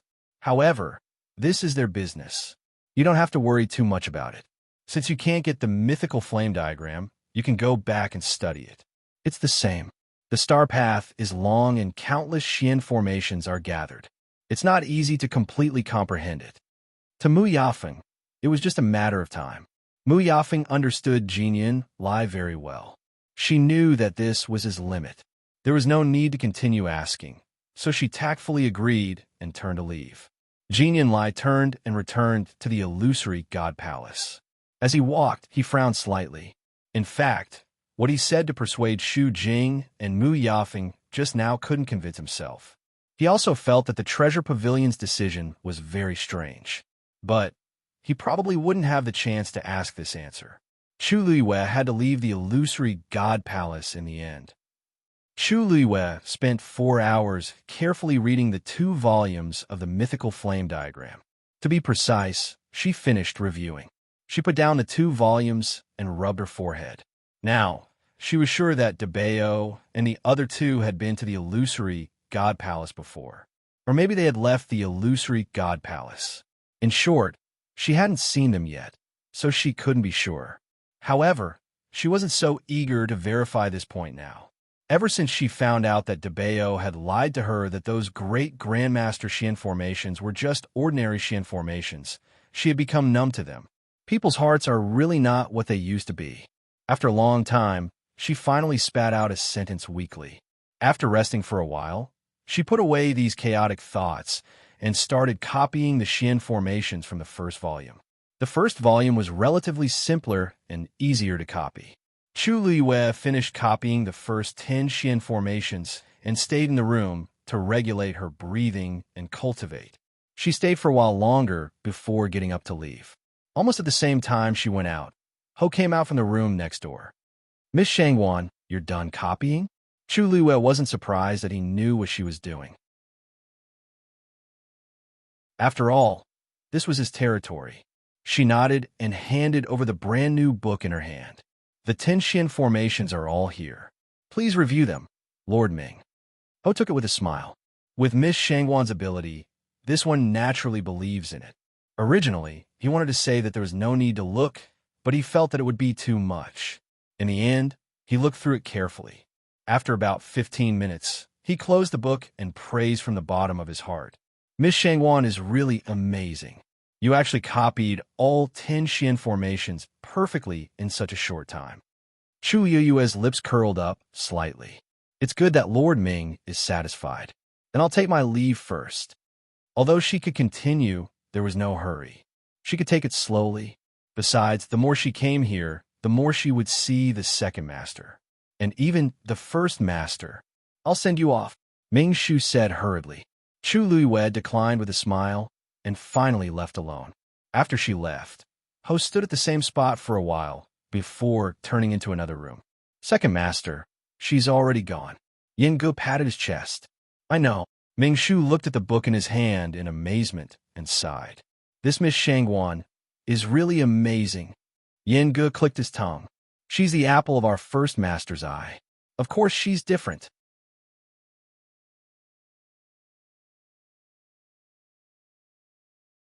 Chapter 22:17. Ming Shu was shocked and almost threw the thing in his hand away. Second master, you mean previously he only heard from Yin Gu that this person had an extraordinary identity and must be treated well. Who knew? Yin Gu glanced at him. Don't tell me you kept calling that person Miss Shangwan. Yes. Is there a problem? Zhao's voice was trembling slightly. He had already vaguely sensed something. Yin Gu looked sympathetic. It's okay. Of course, it's okay to call her that outside. Just remember to call her Madam when you're with the first master. Zhao. Also, if Mu Yafeng oversteps her boundaries in the future, don't be polite. Just send her away. Yin Gu crossed his legs and narrowed his eyes. As for whether to send her out or to hell, it's up to you. What if you dirty Madam's eyes and ears? Zhao. He swallowed his saliva and suddenly felt that the book in his hand seemed to weigh 1,000 pounds. After a while, he forced himself to speak. But Mu Yafeng is highly valued by the 7th Oracle. If I overstep my boundaries, I'm afraid it's not appropriate, right? Sending her to hell, isn't it too hasty? Yin Gu leisurely crossed his arms. Jinyan Lai dares to come and make trouble? Chu Luiyue came out of the treasure pavilion and did not go back directly. Instead, she went to the Star Road again. At this time, she was standing in the middle of the Star Road. It stretched all the way down to the Divine Gate. It stretched all the way up to the palace of the illusory god. The Star Road was shining brightly. At a glance, there were a few scattered figures on the Star Road. They seemed to be comprehending the Qian formations on the Star Road. Chu Luiyue walked closer and looked down. This was the area of the great master's Qian formations. She glanced at the nearest Qian formations and sighed in her heart. She could not help but look back at the palace of the illusory god. If she did not come here, she would never have thought that the pavilion in the sky that appeared in the Red Moon Desert would appear in such a high position in front of her. She wondered if it was really the same as the illusion from before. Stop looking. You won't have a chance to enter it. A sarcastic voice came from behind. Chu Luiyue turned around and saw that it was Cheng Pei. Compared to before, his complexion was rosy, his spirit was glowing, and his aura was much stronger. It was clear that he had benefited a lot since entering the illusory god palace. Chu Luiyue smiled. I didn't expect Senior Cheng Pei to be so concerned about me. Cheng Pei felt as if his punch had landed on cotton. He immediately let out a sigh of relief and sneered. I'm just feeling sorry for Master Yu. In the past, in the Divine Ruins world, Lord Yu's talent was outstanding, and there was no one in the limelight who could compete with him. But now that I've arrived here, I'm being neglected. I even have to worry about being chased out at all times. Master Yu, if I were you, I wouldn't have the face to continue staying here. Chu Luiyue smiled faintly. If Senior Cheng Pei really thinks that way, then it's the same for you to leave on my behalf. Cheng Pei was speechless. He realized that no matter what he said, it didn't seem to have any effect on Chu Luiwei. Her mental fortitude was extremely strong. Even if the words were so unpleasant to hear, she could still laugh. He snorted. "Forget it, I still have something important to do. I'm not as free as Master Yu." With that, he tapped the ground with the tip of his foot and flew into the distance. "Ayu." Dumpling's voice suddenly sounded in her heart. "Ayu, follow him. He has the smell of Grandpa Patriarch." Chu Luiwei was shocked and immediately asked, "Are you sure?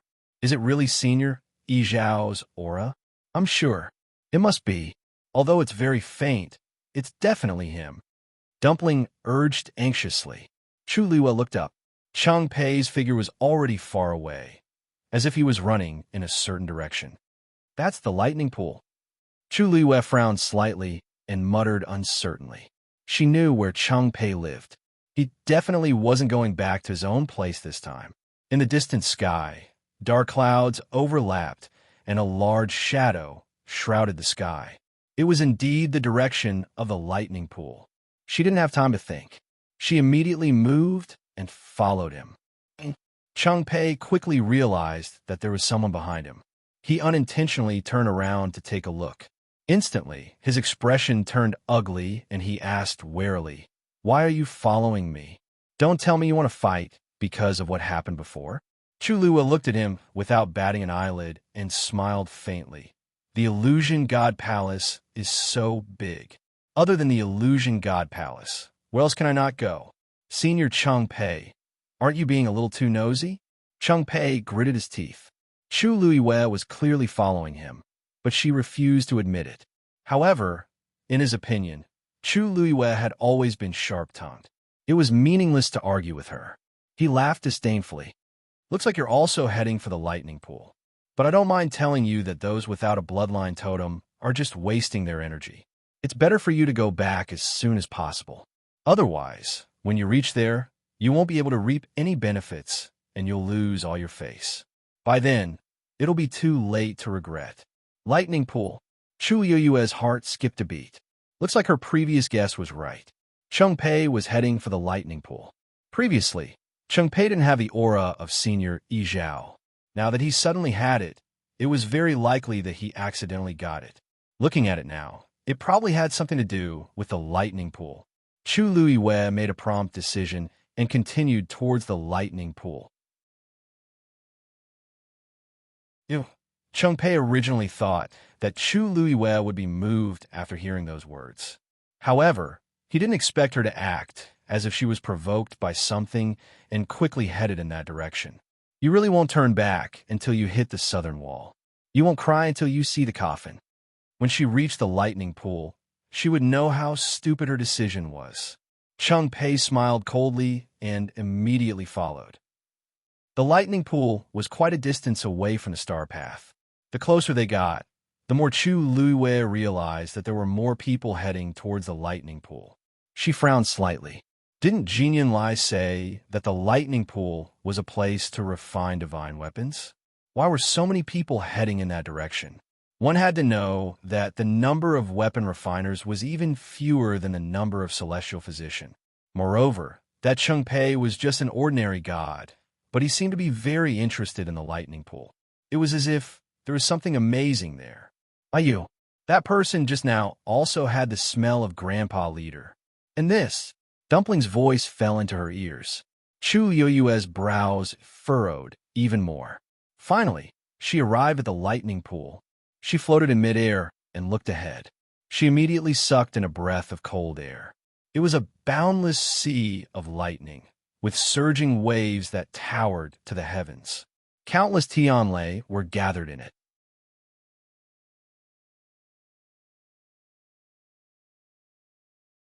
Chapter 22:18. Silver intertwined, and there seemed to be golden light in the depths. It was brilliant. This was a real pool of lightning. The tens of thousands of heavenly lightning bolts that Tang had accumulated back then were nothing compared to this. They couldn't even be compared to this. Above the lightning pool, dark clouds gathered, and it was gloomy. In the vast world, half of it was gloomy, while the other half was bright. It was a stark contrast. Even though she was still some distance away from the lightning pool, she could still clearly feel the boundless pressure that was surging within it. Suddenly, she fixed her gaze and saw a man trying to walk towards the lightning pool. He was bathed in lightning and was dazzling. Around him, silver snake-like tianlei flickered. Needless to say, this process was extremely torturous. However, he continued to walk deeper in, towards the place where there were more heavenly lightning and more powerful lightning bolts. At the same time, Chu Luiyue also realized that the aura on his body seemed to be gradually strengthening. This is tempering the power in his body. She muttered uncertainly, "Master Yu, why are you here?" A familiar voice sounded. Chu Luiyue turned her head. Senior Song Qing? Although Song Qing was not familiar with her, there was no big conflict between them. Hence, Chu Liyue's attitude was still very polite. Song Qing raised his hand and pointed at the lightning pool. Other than those who had already entered the lightning pool, there were also some people standing by the shore, eager to try. It seems that Master Yu really does not know. This lightning pool can not only refine the divine power in one's body, but can also temper the divine body. That is why so many people are here. Chu Luiyue was shocked. The divine body can also be tempered. In the world of God, it was naturally impossible. However, it is not a problem here. Song Qing stroked his beard. Within that lightning pool, there is an immeasurable amount of heavenly lightning accumulated. Not only can it be used to refine divine weapons, but it can also temper the divine body and increase the power of the cultivator. Not long after we arrived here, we heard about this matter. Many of us have even tried it, and it is indeed quite effective. I guess Master Yu's been busy with the star path, so you found out a little late?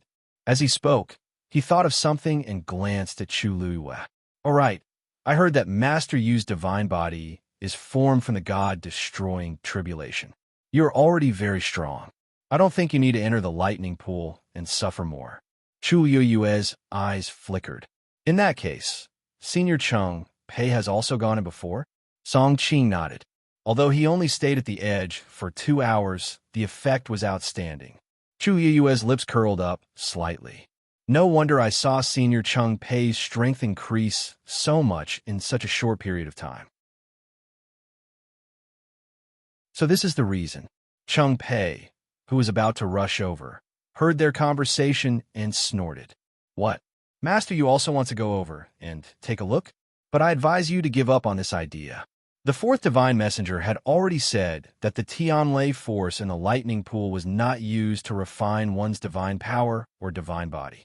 Instead, it was used to stimulate the bloodline power in one's body and help the cultivator break through the shackles and ascend to the heavens. I think you don't need to do that, right? Bloodline power. This sounded similar to how Dumpling had used the Tianlei force in the myriad wine spring to break through to the crimson gold celestial phoenix. However, the lightning pool was stimulating the bloodline power of the human race, and she, coincidentally, did not. She lowered her eyes slightly and did not get angry at Cheng Pei's words. Instead, she placed her attention elsewhere. The fourth divine messenger? You've already met him? Song Qing nodded and explained. He came once a few days ago, but he only showed his face once and quickly left. Another divine messenger. Everything in the illusory god palace seemed to be managed by the divine messengers. She did not know how many divine messengers there were, but all of them were extremely mysterious and powerful. Until now, other than the seventh divine messenger, Jinyan Lai, she had not seen any other divine messengers. Even Jinyan Lai had only seen her once at the very beginning. Chu Luiyue thanked him and then moved towards the shore of the lightning pool. Cheng Pei's brows were tightly knitted together. Soon after, he revealed a somewhat mocking smile. You really don't want to give up. Song Qing frowned. Cheng Pei, we all came up together. Why do you have to go against Master Yu? I'm going against her? Cheng Pei seemed to have heard a joke. Elder Song, you must have seen what happened that day, right? But she did not do anything wrong. After crossing the sea and crossing the bridge, everyone has to rely on their own abilities. Not only your subordinates, but many of the other aristocratic families and clans were also forced to give up. Speaking of which, we are not close to her. If she didn't help, it would have been. Song Qing's words caused Cheng Pei's face to darken. Elder Song, I respectfully address you as Elder Song because of our past relationship. But it's best if you don't interfere in the matters between me and her. Actually, how could he not understand Song Qing's words? The reason why he had such a bad relationship with Chu Luiyue was mainly because he felt embarrassed that he had been rejected in public when he asked for her help. Song Qing sighed disapprovingly in his heart. Cheng Pei was extremely prideful. He probably would not let this matter go. Besides, I haven't done anything up until now. She was the one who wanted to go to the lightning pool, but it was good to let her try. It would be the most painful if she found out that she was still unable to break through after experiencing the pain of Tianlei. Thinking of this, Cheng Pei's mood improved. He quickly followed behind, waiting to watch a good show. Song Qing looked at the backs of the two people and shook his head. Chu Luiyue quickly arrived at the shore of the lightning pool. There were already a few dozen people standing here. Hearing the commotion, some of them turned around curiously. Some of them recognized her, some of them didn't. However, when they saw the letter on her waist, they quickly confirmed her identity. Chu Luiyue ignored those gazes as she went to a reef and stared at the rumbling sea of lightning in front of her. Dumpling, do you feel something? Yes, it's Grandpa Clan Leader's aura. He's in the lightning pool. Dumpling's voice was filled with anxiety and worry. But this aura is too scattered. I can't be sure of Grandpa Clan Leader's exact location. Chu Luiyue frowned slightly. If that was the case, it would be troublesome. The lightning pool was boundless. It was easy to imagine how difficult it would be to find someone here. If you go in, can you find him? I don't know. Dumpling's voice was much softer. I want to go in and take a look. Can I? She was a crimson gold heavenly phoenix. Naturally, she was not afraid of these Tianlei. Chu Luiyue thought for a moment. I'll take you there.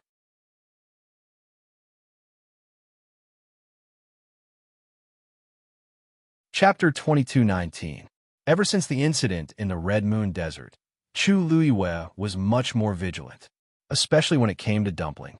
Yi Zhao was missing, and it was very likely that he was trapped in this lightning pool and could not get out. The entire Crimson Gold Celestial Phoenix clan had been forcefully sealed. Chu Luiyue believed that Yi Zhao had put in a lot of effort. He had done so much because he did not want his clansmen to suffer and suffer. Tuanzi was probably one of them. The Illusion God Palace was right behind her. Chu Luiyue did not dare to guarantee that there would not be any accidents. She did not dare to let Dumpling go to the lightning pool alone. She had to go with her. Thinking of this, she did not hesitate and went straight ahead. Then, she stepped into the lightning pool. Splash! The surrounding heavenly thunders moved as soon as they heard the commotion and quickly gathered in this direction. Everyone had been sizing her up intentionally or unintentionally. When they saw her enter the lightning pool so easily, they were all stunned. After a short silence, all sorts of discussions broke out. That Sheng Wanyu? She actually went into the lightning pool just like that? Isn't she a little too bold? I heard that she's a venerable god expert, and her divine body is very strong. She might be able to withstand it for a while, but she doesn't have a bloodline totem, right? Then coming to the lightning pool is just torture. Why? Who knows what she's thinking? She gave up on the star path and came to the lightning pool. Maybe she wants to experience the various affairs of the Illusion God Palace in the limited time she has. This way, when she leaves, she won't have any regrets. Splash! Chu Luiyue's legs sank into the lightning pool. Several bolts of heavenly lightning gathered around her and soon enveloped most of her body. However, probably because she was still at the edge, the power contained in the Tianlei did not pose any threat to her. She took a deep breath and walked forward. In the room, Sin half leaned on the chair. On the table in front of him, there were dozens of bottles and jars. Is it all here? He asked faintly. Little Hatchie, with two dark circles under her eyes, fell softly on the small couch next to her. They're all here. Tani raised his hand, picked up one of the jade bottles, and opened it to take a look. A rich, medicinal fragrance wafted out from within. He raised his brows slightly. It's better than last time. It was rare for little Hatchie to hear a compliment from him. She struggled to raise her head with a sad expression. Right? If he still hasn't improved, it would be a waste of the dark circles under his eyes that he worked so hard to get. He nodded. Thank you, Master, for buying those medicinal herbs for you. They are all of excellent quality. Little Hatchie pursed her red lips and whispered, Don't worry. Although that's part of the reason, I'm still working very hard. Recently, her alchemy skills had simply skyrocketed. Even she herself was on the verge of tears. Sunny looked up slightly. Do you have anything to do with the word hard work? Little Hatchie was speechless. If you worked hard enough, you wouldn't still be refining these things now. Sunyi's voice was calm. It didn't sound like a criticism, but a statement of fact. But it was precisely this that was even more stimulating. Little Hatchie's eyes were brimming with tears. Big brother, you're still not satisfied with this. Not to mention that these were all Grand Physician level pills. The more important thing was she didn't just refine 1 or 2 pills. She refined dozens or even hundreds of pills together. If this news were to spread, who knew how many jaws would drop from shock? Big brother was actually still disdainful? Sunny suddenly looked at Hua Shuang, who was sitting beside him. Liang, he is the youngest Grand Physician in the Illusion God Palace? Hua Shuang nodded. Yes. Otherwise, he wouldn't have brought so many medicinal herbs over every day. Although they didn't ask for them, they had always been there. With a casual glance, they were all valuable items. Little Hatchie's mouth twitched. Big brother, are you serious? Did he mean that he wanted her to break through to Grand Physician as soon as possible? Sunny put away all the pills on the table. It's up to you whether you're willing or not. Little 8 grumbled and lay back down on the bed. Hua Shuang raised her eyebrows and looked at Sun Yi and Little Hatchie. Big brother said, whether you're willing or not if you can. The key was Little Hatchie's reaction. Right at this moment, Sun Yi suddenly sensed something and looked outside. His indifferent and narrow eyes narrowed slightly. Calculating the time, Master should be back from the treasure pavilion, right? Hua Shuang was stunned. Speaking of which, it's been a long time. Why don't I go and take a look? No need. Sun Yi shook his head. Master should have gone to the lightning pool. She will be back soon. Hearing him say this, Hua Shuang immediately relaxed. Sun Yi paused and asked again, Little Hatchie, is Shijing still in Tianling? Little Hatchie turned over and said lazily, Should be. Didn't he always follow you, big brother? Later, Master went to the Divine Ruins world and left Shijing to protect Shangguan Yu at the Tianling dynasty. Why are you asking this? Sun Yi tapped his finger on the table. Let him come back. There was already someone else protecting Shangguan Yu, and the Tianling dynasty was basically stable. There was no point in letting Shijing stay there. Now, Little Hatchie and Hua Shuang were both shocked. Isn't this too sudden? Big brother, are you going to summon him to the Illusion God Palace? Sun Yi could contact the 13U guard. But at this time, yes. Sun Yi nodded. The heavenly gate is still open. Let him come over directly. Little Hatchie blinked. But I don't know how strong fourth brother is now. What if he can't cross that sea and get on that bridge? Sun Yi's voice was calm. He's not that weak. Hua Shuang coughed. Little Hatchie's face darkened. She felt offended.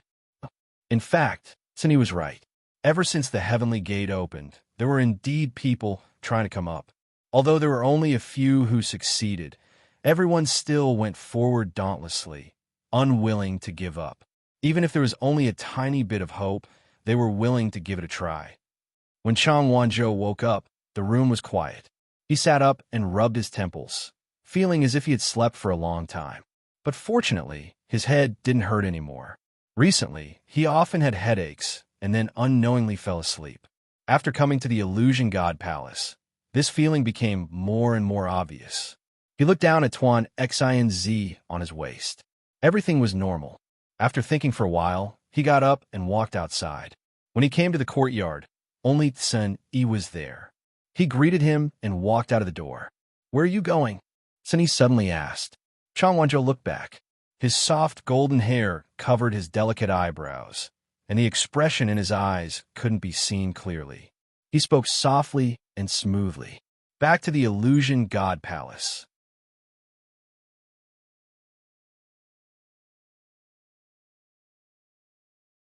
Chapter 22:20. There was a moment of silence in the courtyard. Sunny stared at him and said in a deep voice, "What did you just say?" Chang Wanzhou's pupils constricted. Only then did he come back to his senses. A hint of confusion and nervousness appeared on his exquisite and beautiful face. "What did I say?" Of course, he knew what he had said. He had heard it clearly. However, even he didn't know why he would give such an answer. He slowly tightened his grip on the door. For a moment, his heart was in chaos. Sunny paused and said, "Go back and rest for a while." Chang Wanzhou pursed his lips, nodded, and walked back. When he reached the door, he hesitated for a moment. "I want to go out for a walk." Sunny looked up at him. Chang Wanzhou took a deep breath. "Just take a look around the illusion god palace." After a moment, Sun Yi finally nodded. "You know very well where you can go and where you can't." Chang Wanzhou heaved a sigh of relief. "Thank you." Just as the words were about to come out of his mouth, he suddenly came to his senses. Actually, he didn't know what to say after that, but it was as if the answer came out of his subconscious. He looked at Sun Yi nervously. Seeing that Sun Yi's expression was calm, as if he didn't care, he thanked him again and turned to leave. The door was opened and closed. "Return all the things outside to Lianghe," Sun Yi said without looking up. 37 kilometers southeast, Unit 8 on Tongwan Street. Although no one would dare to take them from the door, they would still be a hindrance. Chang Wanzhou made a sound of acknowledgement before leaving. After a moment, Hua Shuangshuang walked out of the house and asked curiously, "Big brother, how do you know where Lianghe lives?"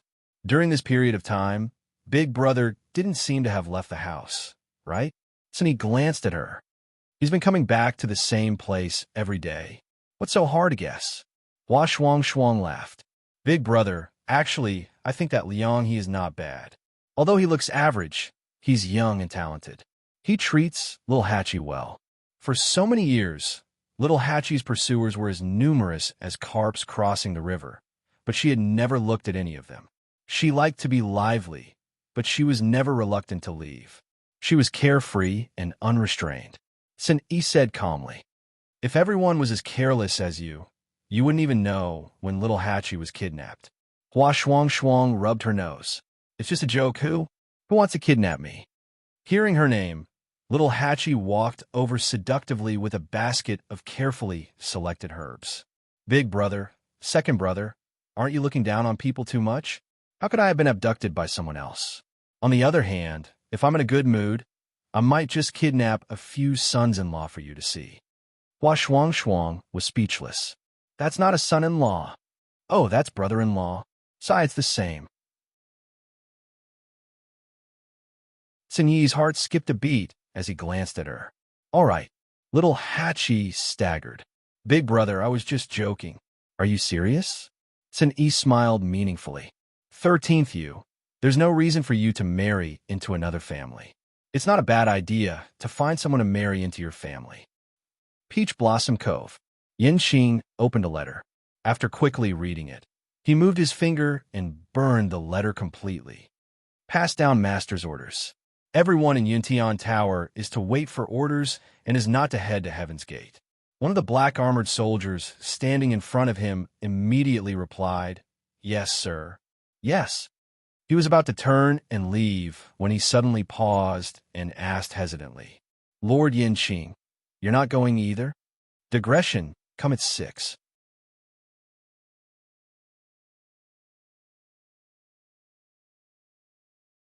Chapter 22:21.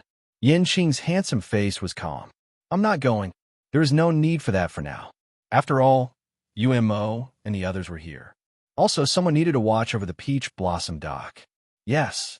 Seeing Yinqing's firm attitude, the soldier didn't ask any more questions and turned to leave. Only Yinqing was left in the room. He thought for a while and walked out of the door. Before he could walk out of the courtyard, he bumped into Tang Ku, who had specially come. Yinqing bowed. "Senior Tang Ku, what's the matter?" Tang chuckled. It's nothing urgent. It's just that I need some herbs for refining recently. Yin Qing paused. Do you have a list? Tang casually handed it over.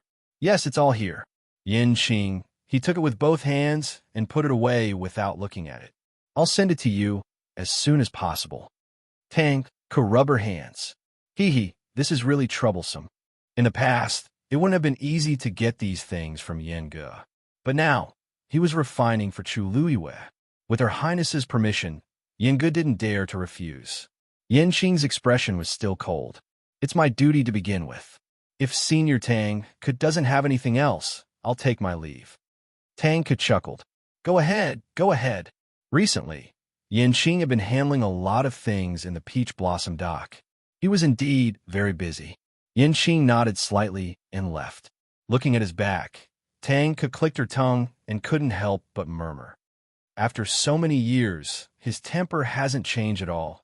Illusory God Palace, Lightning Pool. Chu Luiyue walked forward slowly and firmly. Dazzling silver light surrounded her, and countless bolts of lightning entered her body, refining the divine power in her body bit by bit. The deeper they went, the stronger the power of the mist in Tianlei became. However, Tianlei didn't pose much of a threat to her, probably because her divine body was special. Overall, it was neither painful nor itchy. After walking for a while, she still couldn't detect Yizhao's aura. She couldn't help but ask in her heart, Dumpling, did you notice anything? Dumpling shook her head. Not yet. This lightning pool seems to have dispersed Grandpa Patriarch's aura. For now, I can only feel that the aura in the inner part of the lightning pool seems to be thicker. Chu Luiyue replied with him, but he wasn't surprised. If it was really that easy to find Yizhao, then there would be a problem. Then let's continue to look inside. Why is she still going inside? The deeper we go, the more powerful Tianlei becomes. Even I don't dare to go there. Isn't she a little too bold? Why do I feel like the Tianlei doesn't pose any threat to her? I heard that she's already a god at such a young age and is very talented. But there's no need for this, right?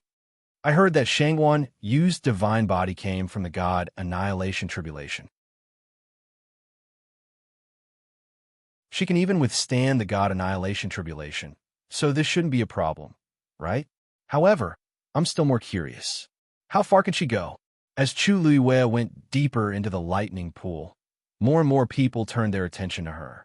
Cheng Pei, who was refining his divine body at the edge of the lightning pool, opened his eyes impatiently when he heard this. Seeing that the figure was still going toward the lightning, he clenched his fists.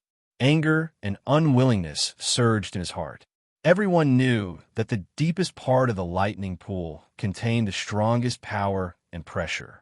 That was because other than the silver Tianlei, there was also the golden Tianlei. If one could reach that place and undergo the best Tianlei refinement, the benefits would be immeasurable. Which cultivator in the illusory God Palace didn't want to go there? Of course, he was no exception. However, everyone had their own limits, and this was his limit. If he went any further, he couldn't guarantee that he would be able to return in one piece. In comparison, Chu Luiyue easily surpassed the limits that most people could reach, and she was still moving forward. How could they not be jealous and envious? Cheng Pei felt especially uncomfortable. Forget it. No matter how talented she is, without a bloodline totem, it's useless. Thinking of this, he finally felt a little better. Ayu, she seems to be down there. After about an hour, Dumpling's excited voice sounded again. An idea popped up in Chu Luiyue's mind, and she immediately went down. Plop! Her figure instantly disappeared from the lightning pool. Everyone only saw a flash of lightning. In a moment, Chu Luiyue's figure had completely disappeared from their sight. Where is she? Why did she suddenly disappear? Could it be that something has happened? The depths of the lightning pool are dangerous. Could it be that she couldn't hold on and fell down? But I didn't hear her call for help. For a moment, everyone had different opinions. Song Qing stared at the lightning pool and waited for a while. Seeing that Chu Luiyue still hadn't come up, he couldn't help but frown. The situation isn't right.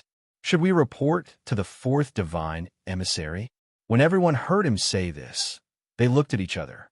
Actually, it wasn't difficult to ask the fourth divine emissary, but this matter, who was willing to do it? Changpei had just come out of the lightning pool. When he heard this, he couldn't help but snort. Old song. This lightning pool has always been free to enter and leave. Life and death is one's own responsibility. Since she wants to go there, she has to pay the price for her choice. I heard that in the past, many people have died in this lightning pool. I've never heard of the fourth divine emissary taking the initiative to save anyone. Even if you report it now, I'm afraid it'll be futile. Everyone looked at each other and fell silent. Although Changpei's words were unpleasant, they were the truth. No matter how one looked at it, the fourth divine emissary, and even the people present, had no obligation to help. Song Qing was conflicted for a moment and could only give up. It wasn't that he had a good relationship with Chu Luiyue, but he felt that she was still young. To be able to reach this step today, her talent was indeed extraordinary. It wasn't easy. Song Qing admired her a little. But now that they were in the illusory God Palace, it was already very difficult for everyone to take care of themselves, let alone others. He could only hope that she could safely escape. Changpei laughed as a cold light flashed in his eyes. If she could die here today, it would save him a lot of effort. Chu Lu would have down. Because the surroundings were filled with moving silver tianlei, it wasn't dark down there. Instead, it was bright. At a glance, she couldn't see the end. She followed Dumpling's direction and continued forward. After an unknown period of time, a golden light flashed not far in front of her.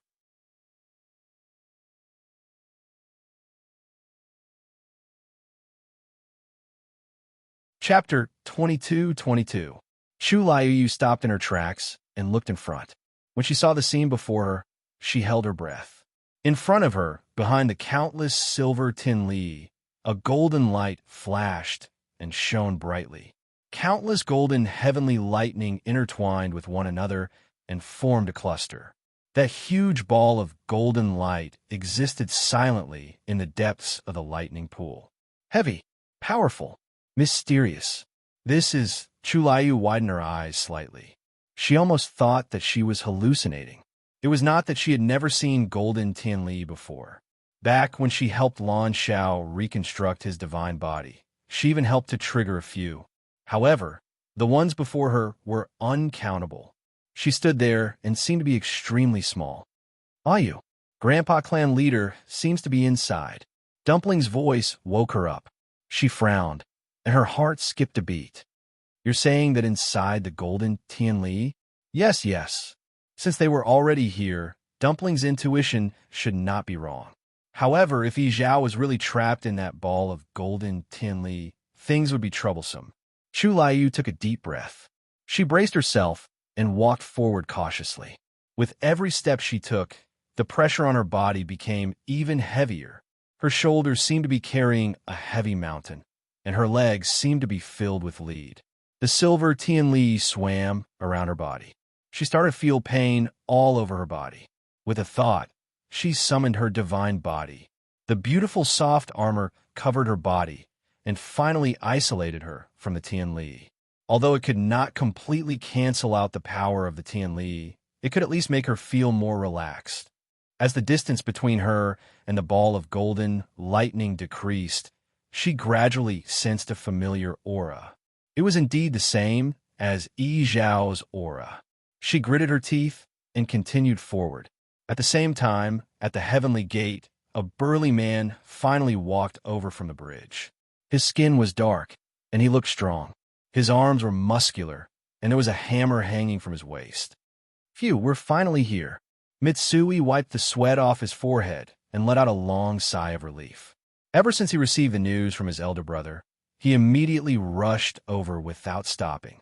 It had been a torturous journey. Fortunately, it seemed that he was not too late.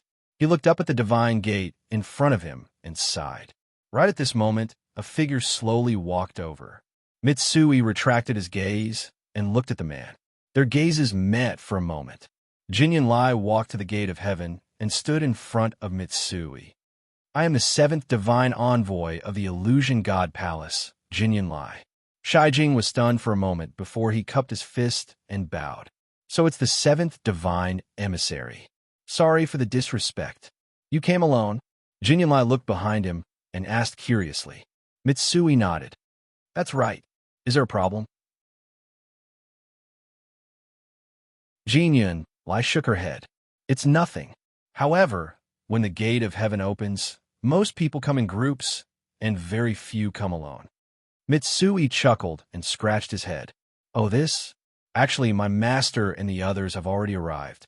I was delayed by some matters, so I came a little late. Jinyanlai nodded. To be able to come alone, he must have some ability. He took out the book. Name? Mitsui.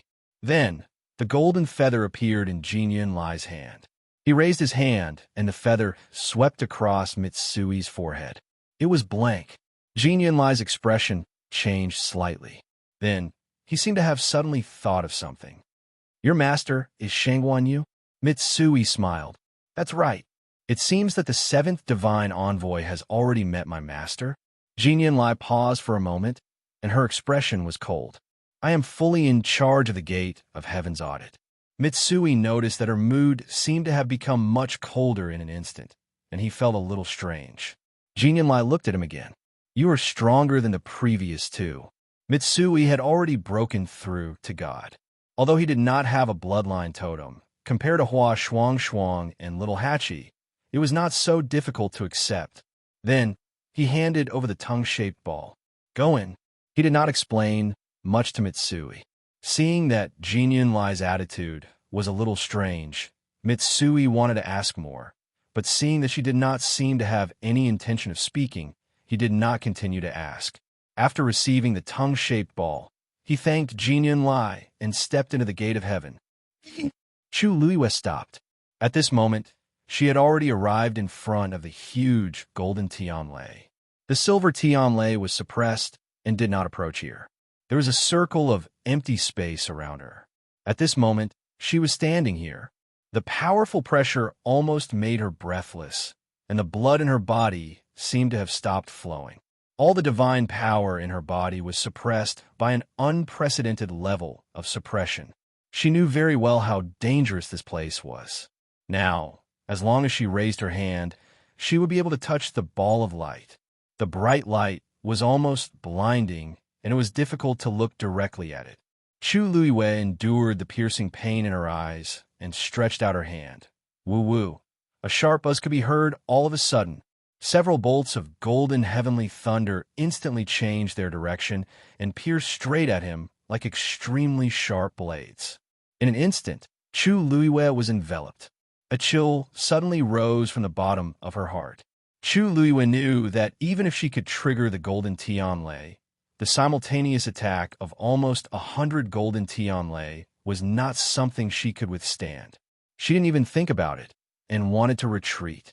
However, the surrounding space had been completely controlled by these Tianlei, and there was no way she could escape at all. Chi! The golden Tianlei at the front had reached between her eyebrows in an instant. Chu Luiyue's heart suddenly sank. However, at this moment, a buzzing sound came from her body. In the next moment, the golden heavenly lightning came to a stop. A few strands of hair on her forehead were cut off by the aftershock and quietly fell to the ground. A strange totem flashed between her eyebrows. An invisible and vast pressure spread out from her body. Chu Yue's heart beat quickly, and she only felt that the area between her eyebrows was boiling hot. She slowly raised her hand and touched the area between her eyebrows. The golden Tianlei suddenly retreated a little and then timidly stuck to the back of her hand and rubbed against it.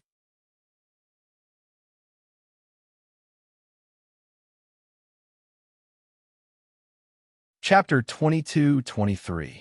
Chu Luiyue was taken aback. The golden Tianlei gently brushed past the back of her hand with a warm warmth. It was careful, but there was an indescribable longing. Then, the surrounding golden Tianlei also rushed to her and tapped on her arm and shoulder. The fierce pressure from before completely dissipated at this moment, replaced by undisguised flattery and intimacy. Chu Luiyue blinked. This situation? Ah, you. They seem to know you. Dumpling's curious voice came from the bottom of her heart. Have you been here before? Chu Yuyue's brows moved slightly. Of course not. Bang. Something bumped into her waist from behind, neither too lightly nor too heavily. She looked back and found that a few golden tianlei had run behind her. One of them was floating back. It was obviously the one that bumped into her just now. Actually, it didn't hurt, but Chu Luiyue felt the dissatisfaction hidden in it. Dissatisfaction? Chu Luiyue raised her eyebrows. She said she hadn't been here before, but why did the golden tianlei seem to be unhappy?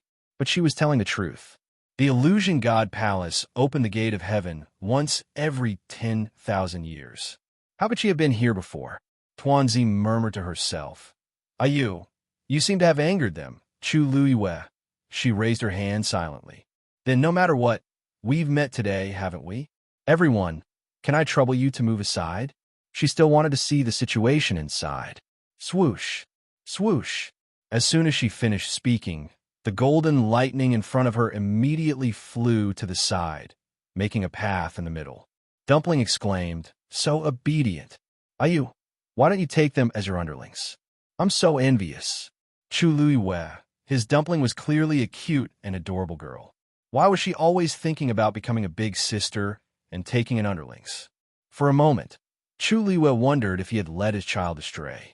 However, she quickly suppressed these thoughts and walked forward. Without these layers of golden tianlei, there was only one last layer of golden tianlei in front of them. She focused her gaze and finally saw the scene in front of her. Then, she suddenly held her breath. In front of him, several golden tianlei formed a huge spherical cage, and at the very center of it all, a figure was bound by countless black chains. It was Yi Zhao. At this moment, his entire body was bound by chains. His body and the chains were stained with blood. He lowered his head slightly, and his messy hair covered most of his face. However, Chu Luiyue could still see his extremely pale face and the corners of his lips that were still bleeding. Chu Luiyue's pupils constricted. Her heart seemed to be tightly gripped by something.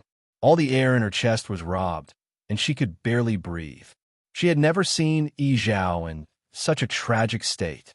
Grandpa Chief. A reddish-gold light suddenly flashed. Dumpling had already flown out and was about to charge in without thinking. Crash! The moment Dumpling appeared, the chains in the golden cage seemed to have sensed something and shook violently. Dumpling! Chu Yuyue's mind was instantly alarmed. She quickly grabbed Dumpling back and hugged her tightly. An indescribable sense of danger surged in from all directions. Chu Yuyue's heart suddenly hung in her throat. At this moment, the bound Yi Zhao finally moved. He slowly raised his head, and his pair of weathered eyes were suffused with a trace of scarlet. His blurry vision gradually became clear. Two familiar faces came into view. Immediately, Yi Zhao's expression changed abruptly. Why are they here? Hurry! Hurry up and leave. He spoke with difficulty. His voice was hoarse and harsh. These few simple words caused him to spit out another mouthful of blood. Crash! The black chains around him shook even more violently. Grandpa Chief. Dumpling's tears flowed out instantly. Large drops of hot tears fell onto the back of Chu Yuyue's hand, causing her heart to tremble. At this moment, an unfamiliar and tyrannical aura suddenly came from afar. Who dares to invade the forbidden lightning pool? A deep, cold, and oppressive voice came from afar. Chu Luiyue knew something was wrong. She immediately called Dumpling back and turned to leave. However, she hadn't run far when she felt her waist being hooked by something. She looked down and saw that it was an extremely sharp crimson sickle. If she had not summoned her divine body earlier, she would have been cut in half at the waist. Her figure moved, and like a nimble fish, she quickly broke away from him. However, the surrounding space was quickly solidifying. Trying to escape? Where can you escape to? In the blink of an eye, that person was already close to her. Chu Yuyue's mind raced. At this moment, she could not escape. She might as well face the attack head-on. She simply turned around and looked at the person who had come. It was a burly young man. He held a sickle in his hand and wore blue and black armor. Countless silver tianlei extended from his body. He was very impressive. While Chu Luiyue was sizing him up, that person was also sizing her up. When he saw Chu Luiyue's face clearly, he frowned. Newcomer? Who gave you the courage to come here? Chu Luiyue almost immediately guessed the other party's identity. You are the fourth oracle? She asked tentatively. Mu Dongyu narrowed his eyes. That's right. I am the fourth oracle, Mu Dongyu. Who are you? He had seen everyone in the Illusion God Palace, but this face was very unfamiliar to him. After thinking for a while, he knew that this person should be a newcomer to the Illusion God Palace. Chu Luiyue knew it, but her expression was especially polite and respectful. Shangwan Yu greets the fourth oracle. Today's visit was purely a coincidence. I have no intention of offending you. Please forgive me. You are Shangwan Yu? Mu Dongyu's expression changed slightly when he heard this. Chu Yue's brows twitched slightly. Fourth oracle, you know me? Mu Dongyu laughed. I can't say that I know you, but you have been very famous in the Illusion God Palace recently. His tone was emotionless, and Chu Luiyue wasn't sure if he was praising or insulting her. But the most important thing now was to leave this place as soon as possible. I really didn't come here today for any other purpose. Swish. Before she could finish, she heard the sound of something breaking through the air. A cold light flashed in Chu Luiyue's eyes, but she didn't move in the end. That sharp sickle was placed on her neck. Chu Yue's blood seemed to have frozen at this moment. Mu Dongyu's eyes were cold as she said word by word. What did you just see?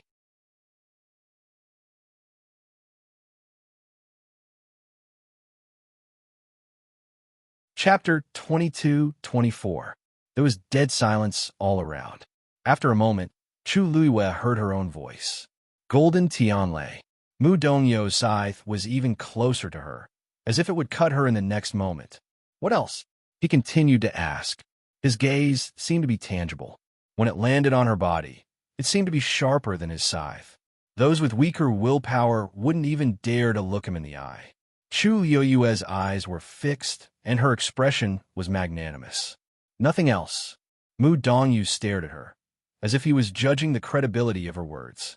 The two sides fell into a silent and almost suffocating confrontation. After an unknown period of time, Mu Dongyu finally retracted his scythe. You don't want to know the consequences of lying to me.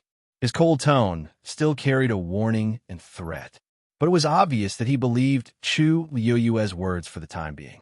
This wasn't because he believed in Chu Luiyue, but because he believed in the defense of the forbidden lightning pool. Under the layers of barriers, ordinary people couldn't get close at all, let alone others. Thank you, fourth divine envoy. Chu Luiyue heaved a sigh of relief. Fortunately, just now, she had sensed that something was wrong and immediately grabbed Dumpling to run. At that time, the surrounding golden Tianlei had also quickly returned to its original state. When Mu Dongyu arrived, she saw that Chu Luiyue was still some distance away from the golden Tianlei. If not for this, Chu Luiyue knew that it would be extremely difficult for her to escape. She turned her gaze slightly and quickly glanced at the golden Tianlei that had returned to its original position. The glow was rippling, shining brightly, and the pressure was clear. If it wasn't for the faint pain in her lower back, she would have thought that everything just now was just a dream. She lowered her eyes, hiding the emotions in them. I didn't know this was the forbidden lightning pool. I offended you for a moment. I hope the fourth divine envoy will forgive me. I will leave quickly. As Chu Luiyue spoke, she was about to leave. Wait. Mu Dongyu suddenly spoke. Chu Luiyue paused and slowly turned around. Fourth oracle, is there anything else? Mu Dongyu stared at her for a while. Your divine body came from the god destroying tribulation. There was no way he would mistake the brilliant light that flashed across her body. Chu Luiyue nodded. No wonder, Mu Dongyu murmured in relief. Even though it's a grave crime for you to trespass on the forbidden grounds, I'll let you off this time on account that you're a newcomer. In addition, being able to come here alone is sufficient to show your talent. Mu Dongyu was responsible for guarding this place all year round, but this was the first time that a god had broken into this place. Hence, he admired Chu Luiyue quite a bit. Chu Luiyue did not expect him to say this and was stunned for a moment. Mu Dongyu's eyes swept over the tongue on her waist, and a hint of regret appeared in her eyes. What a pity! Chu Luiyue's heart skipped a beat. She had to admit that she was getting tired of hearing those two words recently. Unfortunately, she could not say anything now. However, when the golden Tianlei flew over to attack her, the space between her eyebrows was boiling hot. This situation had happened more than once, but Chu Luiyue herself did not know what was going on. She could not even control when it appeared and when it disappeared. The corners of her lips curled up, and she said, "Things like bloodline totems are destined. Instead of wasting time on them, I might as well use the time to do other meaningful things." "You've thought it through." Mu Dongyu chuckled.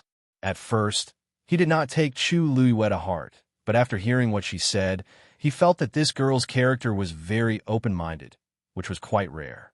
"All right, you can go back. If you want to cultivate in the future, just do it in the area outside. Don't come here again." Mu Dongyu shook her head. "There won't be a next time." "Yes." Chu Luiyue nodded and left. After her figure disappeared into the distance, Mu Dongyu turned back to look. In the lightning pool, the golden Tianlei was silent. He stared at it for a long time. Shijing quickly found the courtyard where Xin Yi and the others lived. He had just arrived at the door when the door opened from the inside. Xin Yi was standing at the door. Shijing immediately grinned. "Big brother." Xin Yi nodded. "You came quickly." As he spoke, he walked in. Mitsui followed him and said with a smile, "After I received Big Brother's news, I immediately rushed over here without stopping to rest. Fortunately, I'm not too late." As he spoke, he looked around the courtyard. "Where's Master? Isn't he here?" "Master is in the lightning pool and hasn't returned yet," Xin Yi said. "Lightning pool?" Shijing looked in a certain direction. "Over there?" Although it was quite a distance away, the vigorous power of the Tianlei was still very easy to distinguish. Xin Yi nodded. "You can go take a look if you have time. It's a good place." "Huh? Oh, okay." Shijing didn't think too much about it. In any case, Big Brother was right. At this moment, Hua Shuang also walked out of the room. "Fourth brother, you're here." "Yeah, you've already become a venerable god." Hua Shuang was stunned.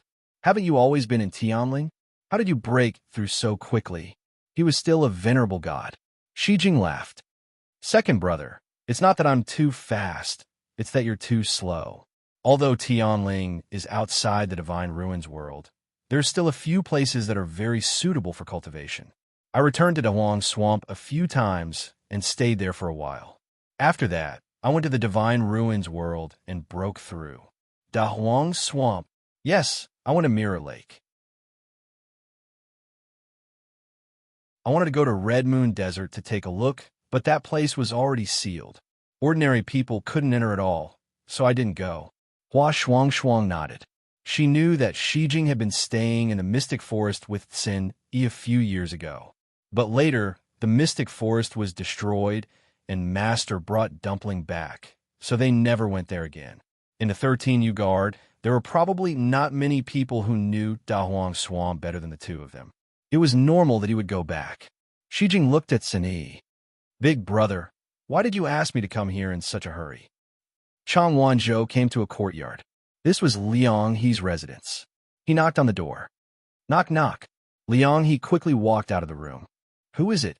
He came to the courtyard and saw Chang Wanzhou standing outside. He hesitated. These are your things." "I'm returning them." Chang Wanzhou took out all the herbs and placed them at the door. Then, he was about to leave. Liang He was dumbfounded and hurriedly shouted, "Wait!" Chang Wanzhou paused and turned around. There was no expression on his exquisite and cold face. "Is there anything else?" Liang He was stared at by those clear and cold eyes. For a moment, he didn't know what to say.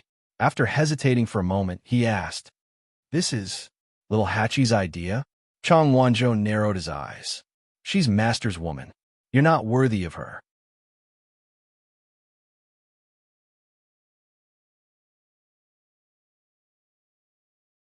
Chapter 22-25. His tone was very calm, but it was also because of this that it was so blunt, harsh, and even embarrassing. Liang He's expression changed slightly. He was the youngest Supreme Doctor in the Illusion God Palace, and his future was limitless. Even the 8th Divine Emissary, Shu Jing, had to be polite to him.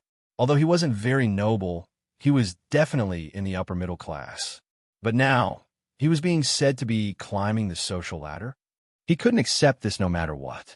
Young master, please be more polite with your words. I'm in love with little Hachi, and I'm sincerely pursuing her. But no matter how bad it is between us, you can't say that I'm climbing the social ladder, right? Liang He's expression was somewhat cold. Of course, he knew who this young man was talking about. In the past few days, Shang Yu's name had spread far and wide. Although she didn't complete the star path, she easily broke Mu Yafeng's record. Just this point alone was enough for everyone in the Illusion God Palace to remember her. Under normal circumstances, with her extraordinary talent and potential, it was enough to make many people scramble to befriend her. But she didn't have a bloodline totem. Just this point alone was enough to erase everything about her. And it wasn't just her. The people who came with her were all like this. Even little Hachi wasn't an exception. It was only because he liked little 8 that he had always been polite to them. But he didn't expect that in the end, the other party would say such words. Chang Wanzhou's face was still expressionless, as if he didn't hear Liang He's words at all. Are you done? Liang He was startled. Chang Wanzhou turned and left. You. Liang He suddenly felt his chest tighten. The other party's nonchalant attitude really made him very uncomfortable in his heart. He looked at the herbs piled up at the door, and his mood became even more gloomy. After thinking for a while, he finally couldn't help but step forward and say in a low voice, "There are some words that you might not like to hear, so I haven't said them. But now I have to say them out loud. None of you have a bloodline totem. You won't even last a month in the illusory God Palace. Even if he could rely on some means to stay for a while longer, the final result would be the same. However, if little Hachi is willing to be with me, at the very least, I can keep her here." Chang Wanzhou stopped in his tracks. She hasn't fallen to such a state yet. After he finished speaking, he paid no further attention to Liang He and directly left. Liang He furrowed his brows, and something seemed to be surging in his heart. Unreasonable. Could it be that these people are still living in a dream? Did he really think that he could stay here with his little talent and strength? Plop! Chu Luiyue rushed out from the lightning pool. She glanced back.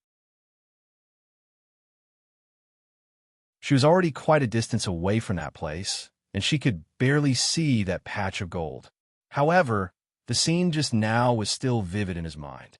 Although it was risky, they finally confirmed that Yi Zhao was there. I'll just come back when I have the chance. She suppressed the thoughts in her heart and turned to walk towards the shore. Chu Liyue's reappearance caused an uproar among the people on the shore. That's Shang Wanyu? It's really her. She's still alive? Cheng Pei, who was waiting for news of Chu Liyue's death, noticed the commotion and immediately looked over. When he saw that familiar face, his heart sank. She's been down there for so long, but she's still alive. Why is this Shang Wanyu so tough? Digression. Wow. I've seen so many deduced endings, and I have to admit that some of them are really interesting. Come back at 6.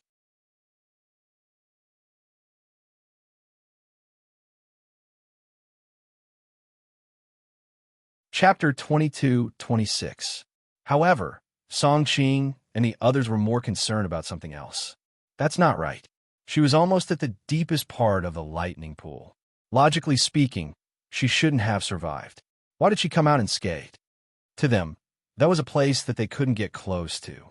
However, not only did Chu Liyue go there easily, but she even stayed there for a long time.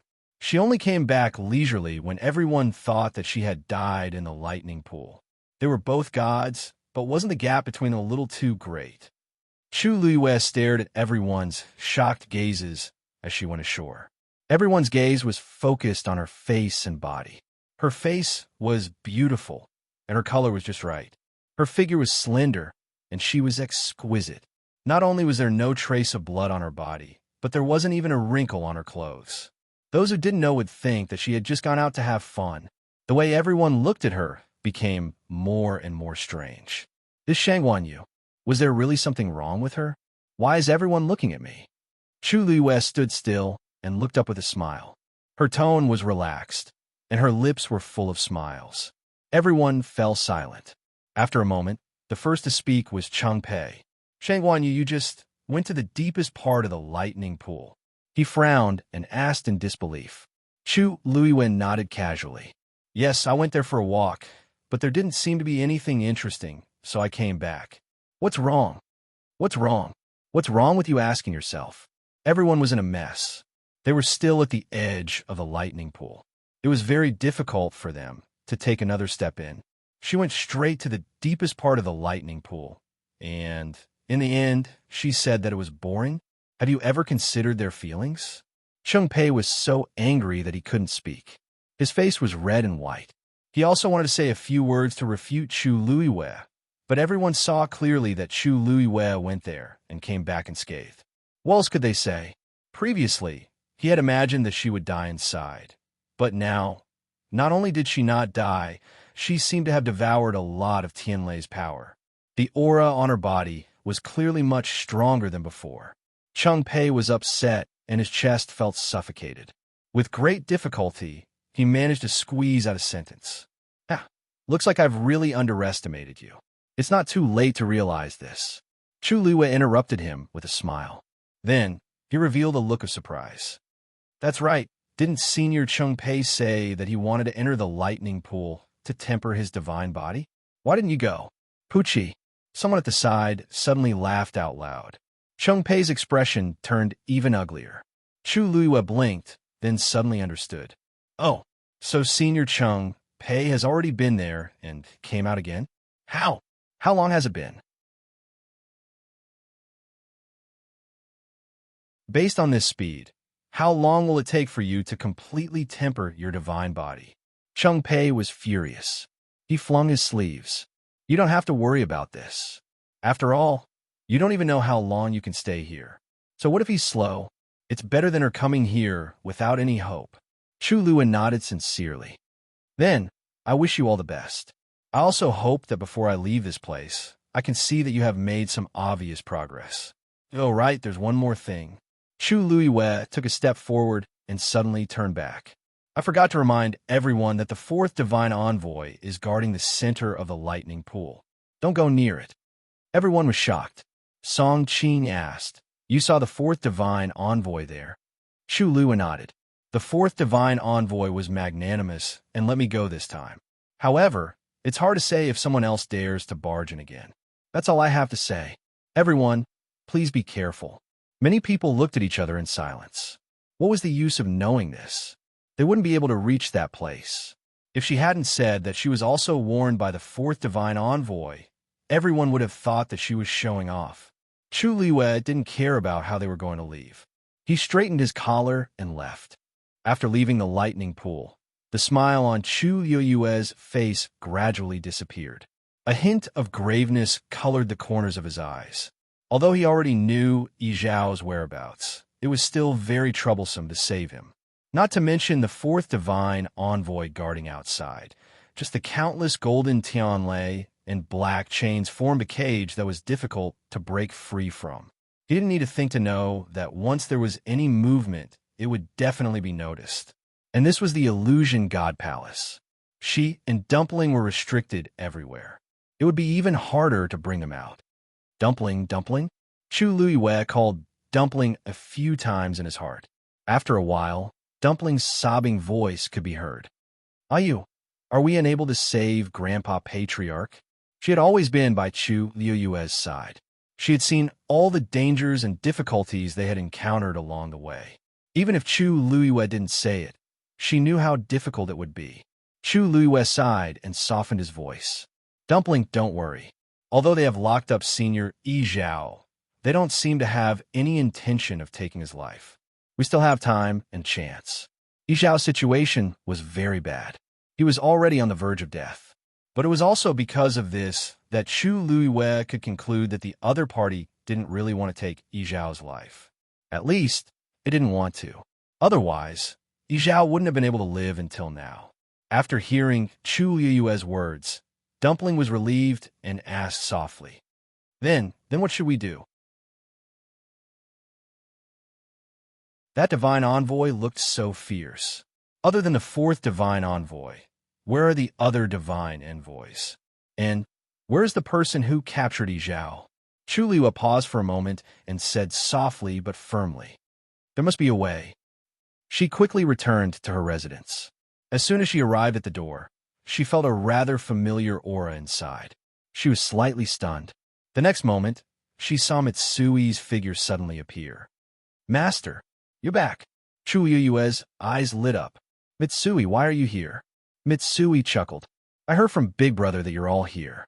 I thought that the matter at Tianling was almost settled, so I came over. Chu Liwa walked over and looked at him carefully. You've already broken through to God Venerable. This cultivation speed was really fast. Mitsui simply repeated the reason why he and Hua Shuangshuang had met before. Only then did Chu Liwa feel relieved. Mitsui's talent was indeed extremely outstanding, and his temperament was extremely stable on the path of cultivation.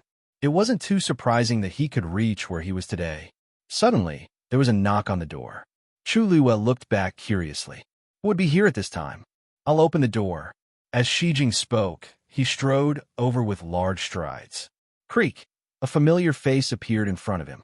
Chu Liwa was stunned. Miss Mu.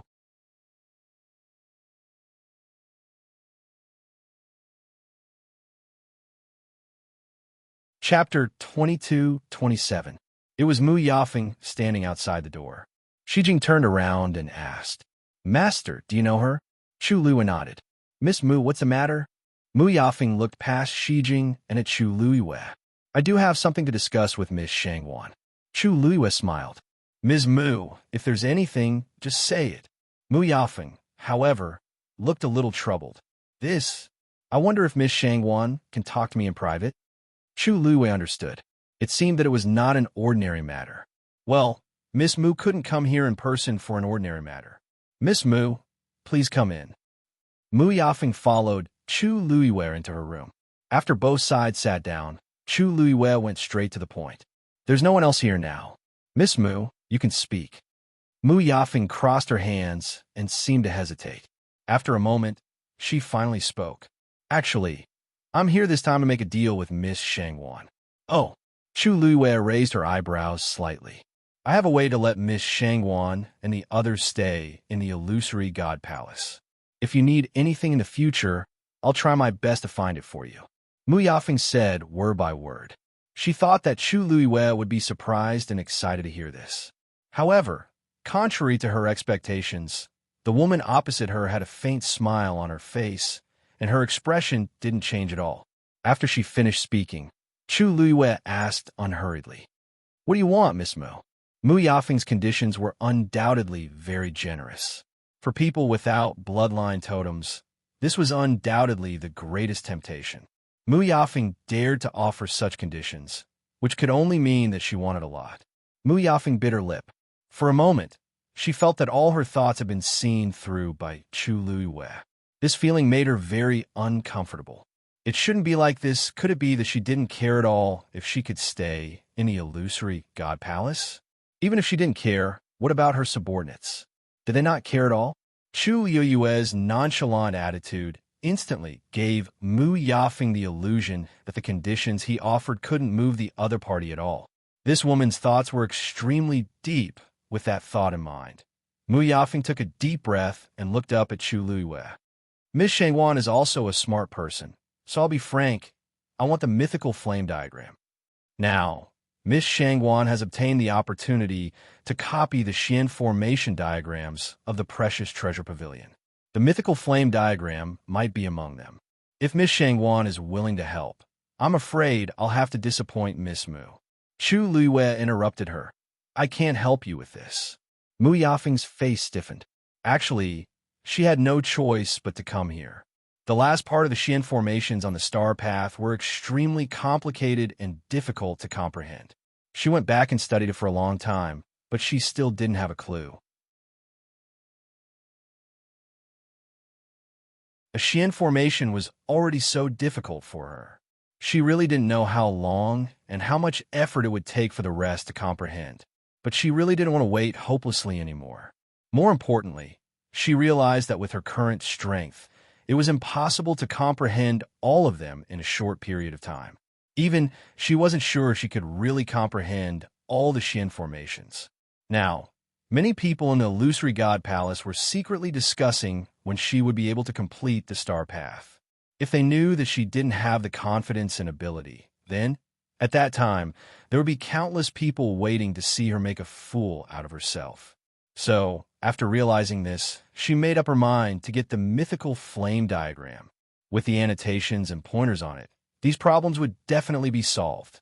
The precious treasure pavilion wouldn't be able to get through. They had always guarded these places very strictly.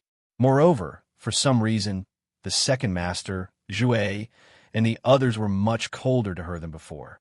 After thinking about it, she could only come to Chu Luiwei, hoping to get the mythical flame diagram from her. But she didn't expect that the moment she opened her mouth, she would be rejected before she could even finish speaking. Miss Shangwan, although I haven't been in the Illusory God Palace for long, I still know some rules. Chu Yue's red lips curled up, but her black jade-like eyes were cold.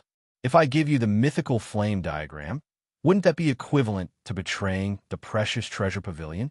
Although she wasn't a member of the Precious Treasure Pavilion, from a certain point of view, they were in a cooperative relationship. Zhui trusted her and directly gave it to her. If she turned around and made a deal with Mu Yafeng, Miss Shangwan, I know this is a bit difficult for you, but I really need it. How about this? You don't have to give me the whole thing. I only want a part of it. Not even half of it. Chu Luiwei stood up. If Miss Mu has no other business with me today, I won't keep you. Please. Mu Yafeng's face turned green. Was she asking her to leave? Her hands clenched tightly in her sleeves, and she suppressed the surging emotions in her heart and asked, Miss Shangwan, if you don't say anything and I don't say anything, no one will know. Anyway, you're going to copy the Xian formation. So what if you copy a few more for me? Moreover, using these to exchange for the right to stay in the Illusory God Palace forever is definitely not a loss for you, right? Chu Luiwei looked at the letter at her waist and sighed. To be honest, we're not even in a hurry about this, so I really don't know why each of you is so concerned about it. If you can stay, stay. If you can't, leave. Isn't this simple? Everyone is relying on their own abilities, so why go through so much trouble?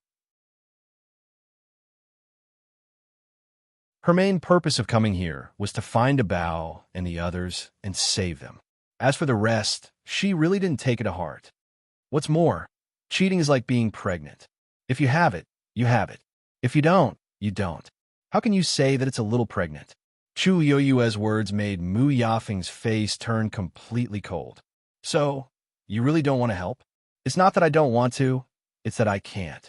Chu Luiwei put her hands on the table, leaned forward, and looked at Mu Yafeng condescendingly.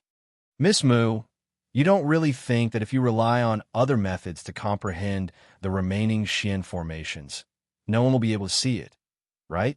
Mu Yafeng's lips trembled slightly. What do you mean by that? Chu Yue's lips curved slightly. Nothing. I'm just reminding you that the seventh divine envoy is not a fool. Jin Yanlai must be very clear about Mu Yafeng's talent.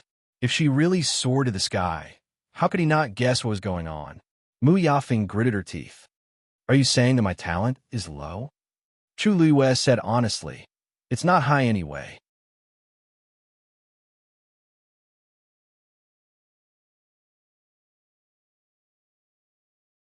Chapter 22-28. A fire suddenly rose from the bottom of Mu Yafeng's heart. She had been in the Illusory God Palace for many years and had always been the envy and admiration of everyone. When had anyone ever said that her aptitude was low? However, the person who said this was Chu Luiwei. No matter how much she didn't want to admit it, she knew that compared to her, she was slightly inferior. Therefore, even if she was filled with anger and unwillingness after hearing this, she had no right to refute. Mu Yafeng was so angry that she laughed. Yes, compared to Miss Shangwan, that bit of talent of mine is indeed not worth mentioning. But so what? Without a bloodline totem, You can't stay in the illusory god palace. Ascending to the heavens and becoming a god is even more unattainable.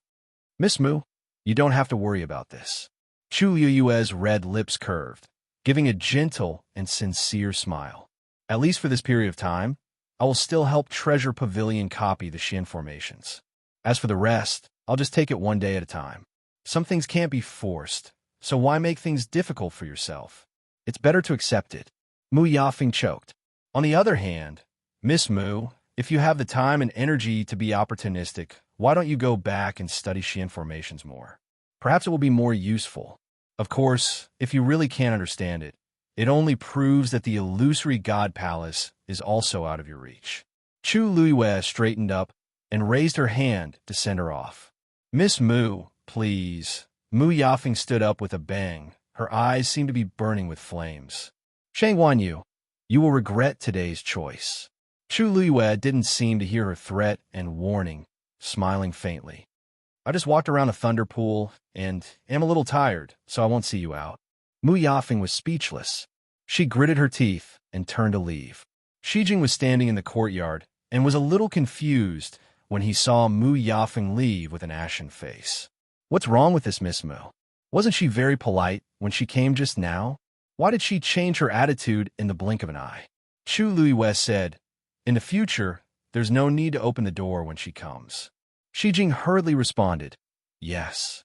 Chu Luiyue's brows raised. However, it was also very likely that he would not come again. She looked around. Where is Xiao Zhou? She hadn't seen anyone since she came back.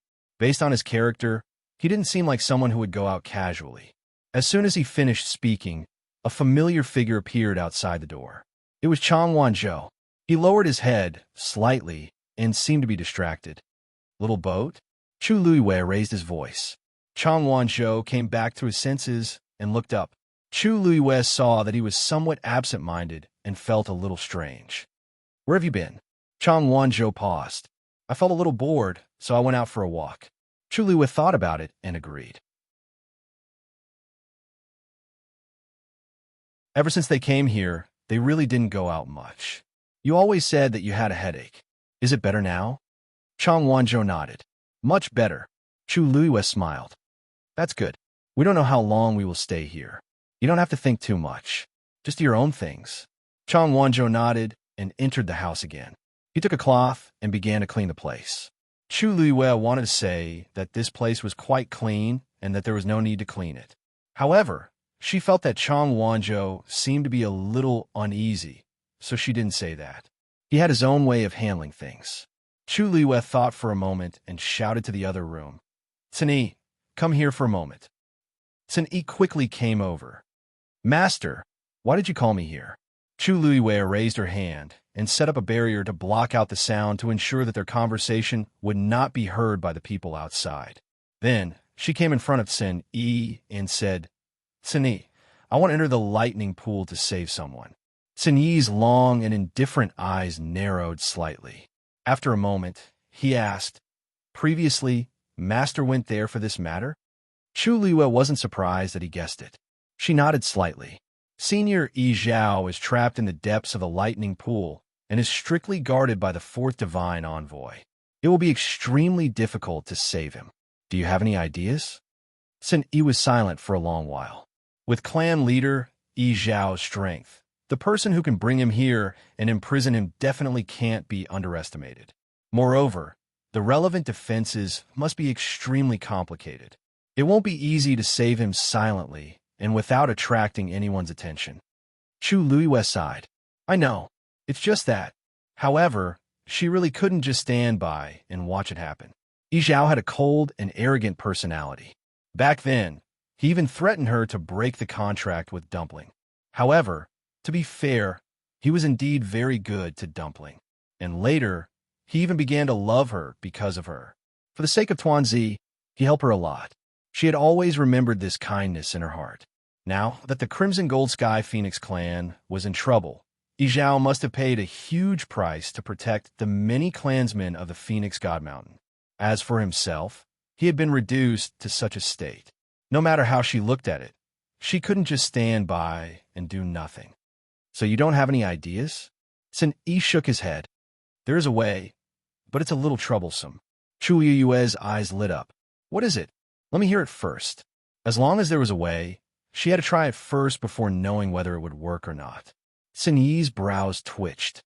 There's a way to break any mechanism. It's just that the degree of difficulty is different.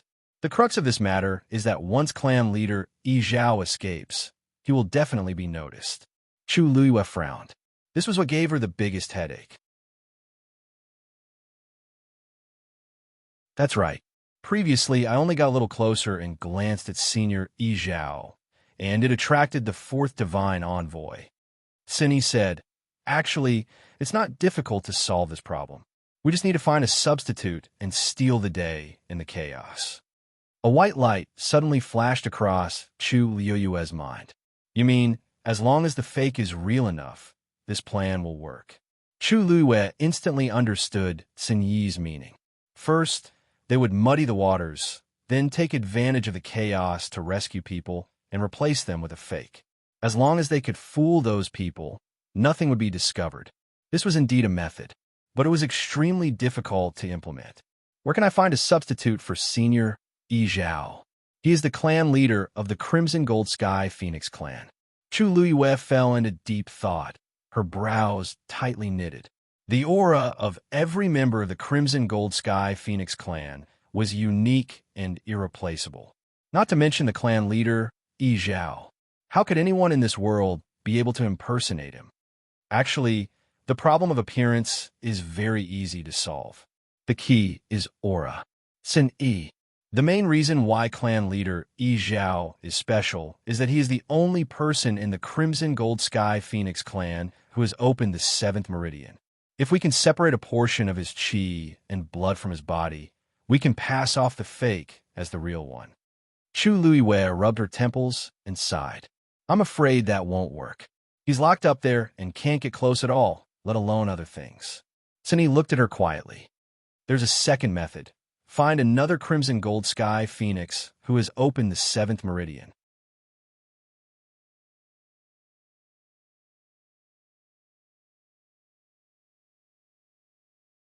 Chapter 22-29.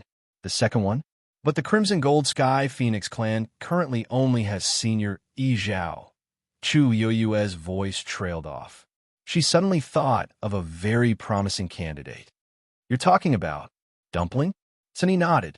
As the young matriarch of the Crimson Gold Sky Phoenix clan, she's the most likely person to open her 7th meridian. No one was more suitable than Dumpling. Why you? There was a flash of light before her eyes. Dumpling had already run out and hugged Chu Liyue's neck. Ayu, does that mean that as long as I can open my 7th meridian, I can save Grandpa Clan Leader? Chu Liyue hugged her soft body in her arms and lightly patted her round hair bun. In general, it's not impossible, but then it's decided.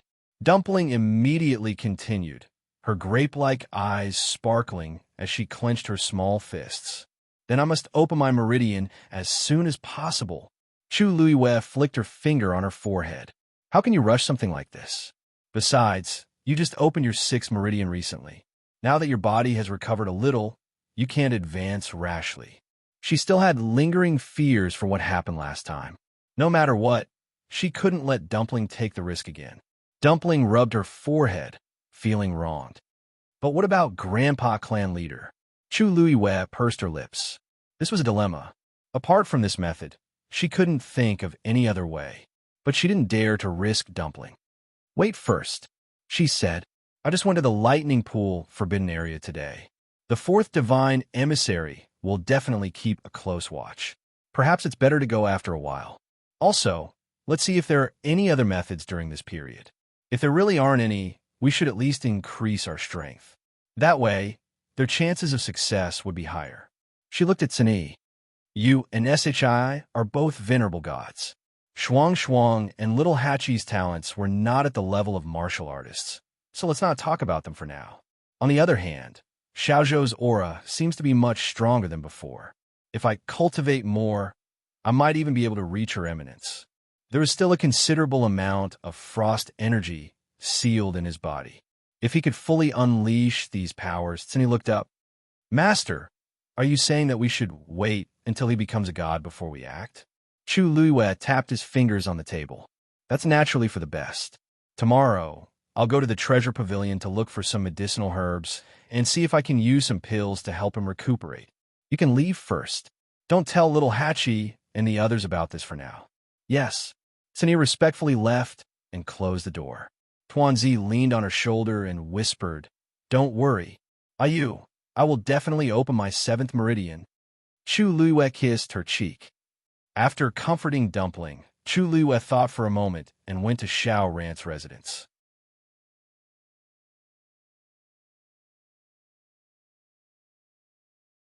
As soon as he entered the courtyard, he saw Xiao Ran sitting on the roof with a toothpick in his mouth. Little girl, you're here?" Hearing the commotion, Xiao Ran looked down. Chu Luiyue smiled. "I planned to visit before, but I was busy with those messy things and couldn't get away. So I came today. Senior Xiao Ran won't be angry, right?" Xiao Ran was instantly amused. "Ha ha ha! Little girl, you're really interesting. Walking the star path and entering the lightning pool. If it were anyone else, they would be so proud that they would want to show off to the world. But when it came to you, it became a mess. Hee hee. If some people heard this, wouldn't they be angered half to death?" Chu Luiyue blinked. "You already know. I'm afraid the entire Illusion God Palace knows now, right?" As Xiao Ran spoke, he looked at her curiously. "Did you really go to the deepest part of the lightning pool?" Chu Luiyue's lips curled into a mischievous smile. "You can say that. But because of that, I almost offended the 4th Divine Envoy, so it's not a good thing." "Why not?" Xiao Ran jumped down and said leisurely, "From now on, you'll be famous in the 4th Divine Envoy's place. With that person's personality, he'll probably like you. After all, there are only a few people who could go to the deepest part of the lightning pool." Chu Luiyue frowned slightly. It seemed that no one knew that the deepest part of the lightning pool was a forbidden area. On one hand, it was because the 4th Divine Envoy was guarding it. On the other hand, it was likely that no one could easily get close, so it was better not to say anything. This would reduce everyone's curiosity and save them a lot of trouble. It was purely an accident that she went there. I don't have a bloodline totem, so the 4th Divine Envoy won't treat me differently. Chu Luiyue laughed self-deprecatingly. Xiao Ran's smile froze. "That's true. I almost forgot about it. It's indeed a pity. But no matter what, your days in the Illusory God Palace will be much better." Chu Luiyue didn't care about this and asked, "I saw that you were looking at something on the roof just now?" Xiao Ran didn't avoid it and replied frankly, "Yes, I was looking at the star path." "Why are you looking at the star path?" Chu Luiyue was stunned for a moment. I'm looking at what's on the star path." Chu Luiyue then remembered that he was also a Xian master. "You're comprehending the Xian formations on the star path?" Xiao Ran had a headache. "Yes. You don't know, but the last part of the star path all starts with the word Tian, and they're all extremely difficult."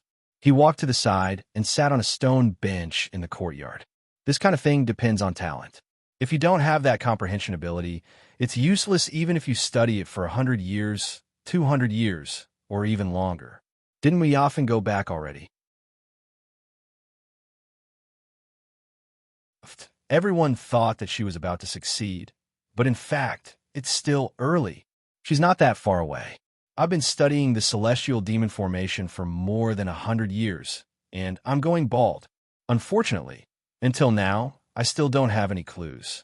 Sigh, I don't know if there will be a day when I can comprehend it. Celestial demon formation? An extremely complicated Xian formation diagram quickly appeared in Chu Luiyue's mind. She nodded. "That's quite difficult." Xiao Ran paused. "What did you say?" Chu Luiyue's forehead twitched.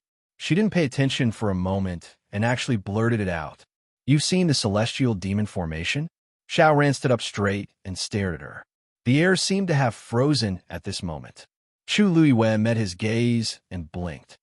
"What I mean is, since it's a Xian formation engraved on the last part of the star path, it must be quite difficult. Besides, didn't you say before that it's very difficult to comprehend anything that starts with the word Tian?" Xiao Ran didn't say anything and narrowed his eyes slightly. After a while, he said firmly, You've seen the celestial demon formation. It wasn't a question, but a statement of certainty. Digression. My Kavinka is going to go bald too. Sob, sob, sob. 6 o'clock. Today is the last day of March. I'm waving my little hand to beg for monthly votes. There will be a small burst of updates in April, and it will be the last update before the end.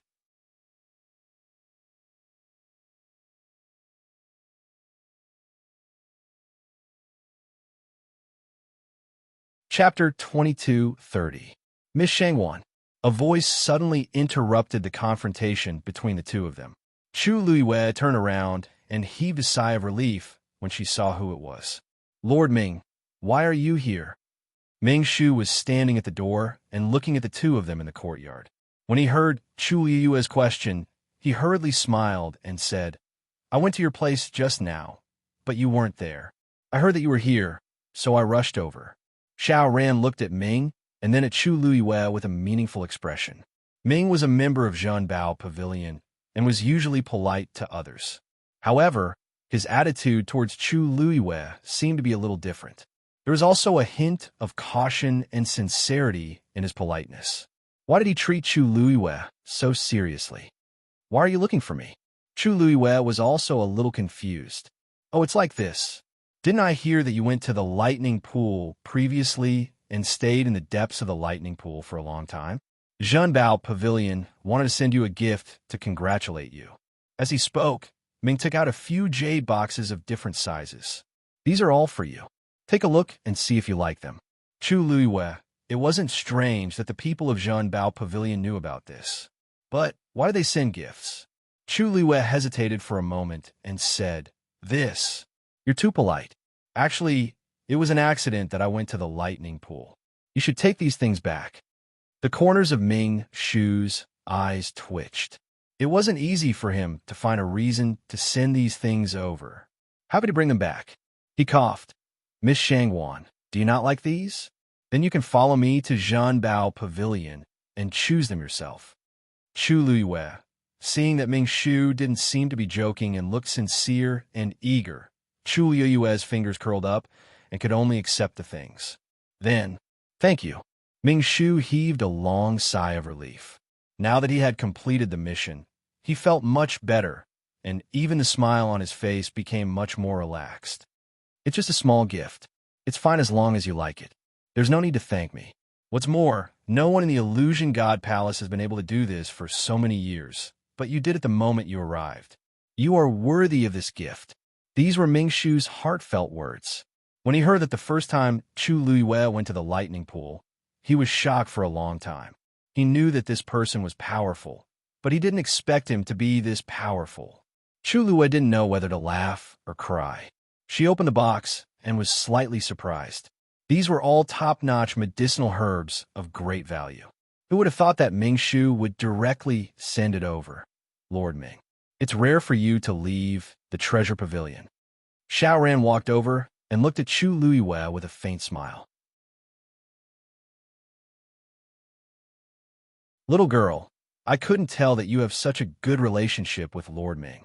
The gift itself was somewhat inexplicable. Moreover, it was Ming Shu who came in person. In the entire illusory God Palace, there weren't many who received such treatment. Ming's eyelids twitched fiercely. Little girl, this person's guts weren't ordinary. He laughed. Miss Shangwan is now a member of our treasure pavilion. Naturally, she's different from others. Xiao Ran was stunned. What do you mean?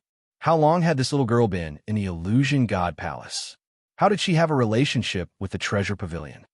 Xiao Ran, you don't know. Our treasure pavilion recently invited Miss Shangwan to help copy Xian formations. Ming Shu said with a smile. What? Xiao Ran was truly shocked. His eyes widened as he looked at Chu Luiwei in disbelief. It wasn't that he didn't know how strict the treasure pavilion's requirements were. Back then, he had thought about this, but unfortunately, he was still a little short and didn't succeed. How could he not be shocked when he heard Ming's words? Not many people knew about this. On one hand, this matter was just confirmed. On the other hand, the treasure pavilion and Chu Luiwei didn't announce this matter to the public. Other than bumping into Mu Yafeng that day and letting her know Most people in the Illusion God Palace didn't know anything about this. So even someone as well-informed as Xiao Ran didn't know anything about this. Chu Yoyue's black, jade-like eyes seemed to sparkle with scattered starlight. She laughed lightly. This is the answer to the question you asked just now. Xiao Ran sucked in a breath of cold air. So that's it. He knew that with Chu Yue's current Great Mystic King Master rank, there was no reason for her to have seen the Sky Demon Xian formation. But she seemed to be very familiar with it. It was really strange. And now, there was finally an answer to this question.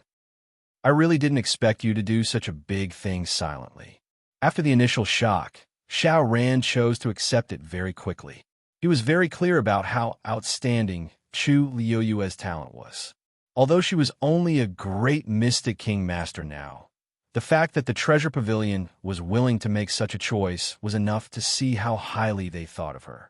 Even if she didn't have a bloodline totem, Xiao Ran looked at Chu Liyue with emotion, his expression a little complicated. So, you've read the mythical flame diagram? Chu Liyue smiled faintly and nodded. I just read a little. The Sky Demon Xian formation should be in the second volume, right? Xiao Ran asked. Chu Liyue paused. Yes, I roughly read it before and didn't have time to study it carefully. Xiao Ran's eyes revealed some envy. After so many years, the Treasure Pavilion only chose you. If this news spread, her doorstep would probably be trampled by people.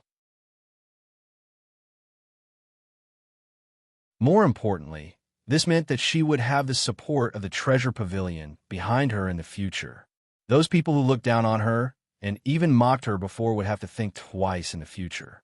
Ming Shu completed his mission, and a stone in his heart was lifted. I hope Miss Shangwan has time to visit the Treasure Pavilion more often. Chu Liyue smiled and nodded. You're too polite, this is what I should do. He then took his leave. After he left, Xiao Ran looked at Chu Liyue again. TSK. I really don't know what expression those people will have when they know about this. Chu Liyue raised his eyebrows slightly. What they think is their business. It has nothing to do with me. Xiao Ran made a tisk sound. Little girl, you're so young, but you're so insightful. It's rare.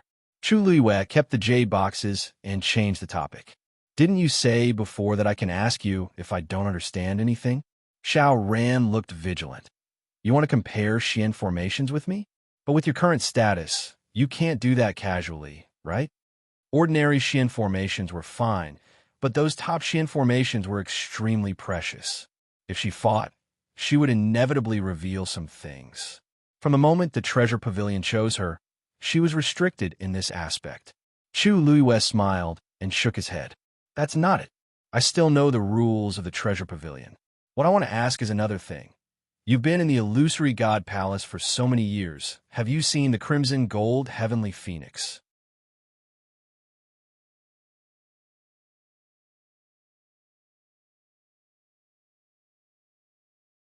Chapter 22:31. Xiao Ran paused. Crimson Gold Sky Phoenix? I've never seen it before. Why are you asking this? Disappointment flashed across Chu Liyue's eyes. Nothing, I'm just curious. Ever since she saw Jin Yunlai holding the Crimson Gold Sky Phoenix's feather at the Heavenly Gate, she felt that the Crimson Gold Sky Phoenix clan should have some connection with the Illusion God Palace. After finding out that Yi Zhao was trapped in the lightning pool, she was even more certain of her guess. Xiao Ran was considered an old member of the Illusion God Palace. He had been here for a long time and seemed to know a lot of things. Chu Liyue wanted to come here and see if she could find some clues, but it seemed that this path wouldn't work. Xiao Ran stared at her with a serious expression. You'd better not mention the Crimson Gold Sky Phoenix in the Illusion God Palace in the future. Chu Liyue frowned. Why? Because the Crimson Gold Sky Phoenix clan is guilty.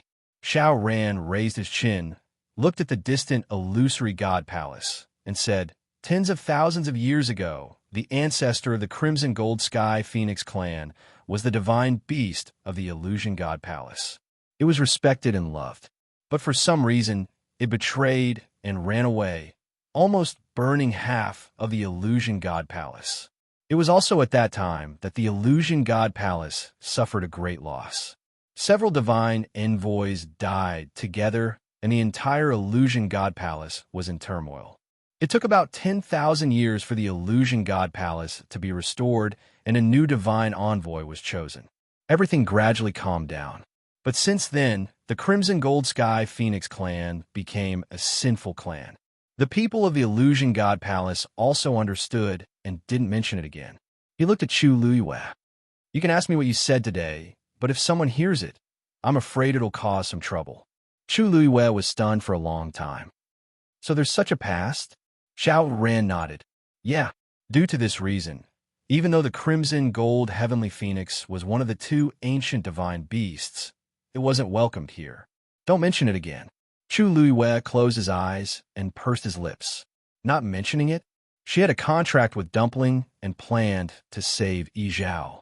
There was no way she could avoid this trouble. Xiao Ran saw her strange expression and asked, "What's wrong with you?" Chu Luiyue shook his head. "It's nothing.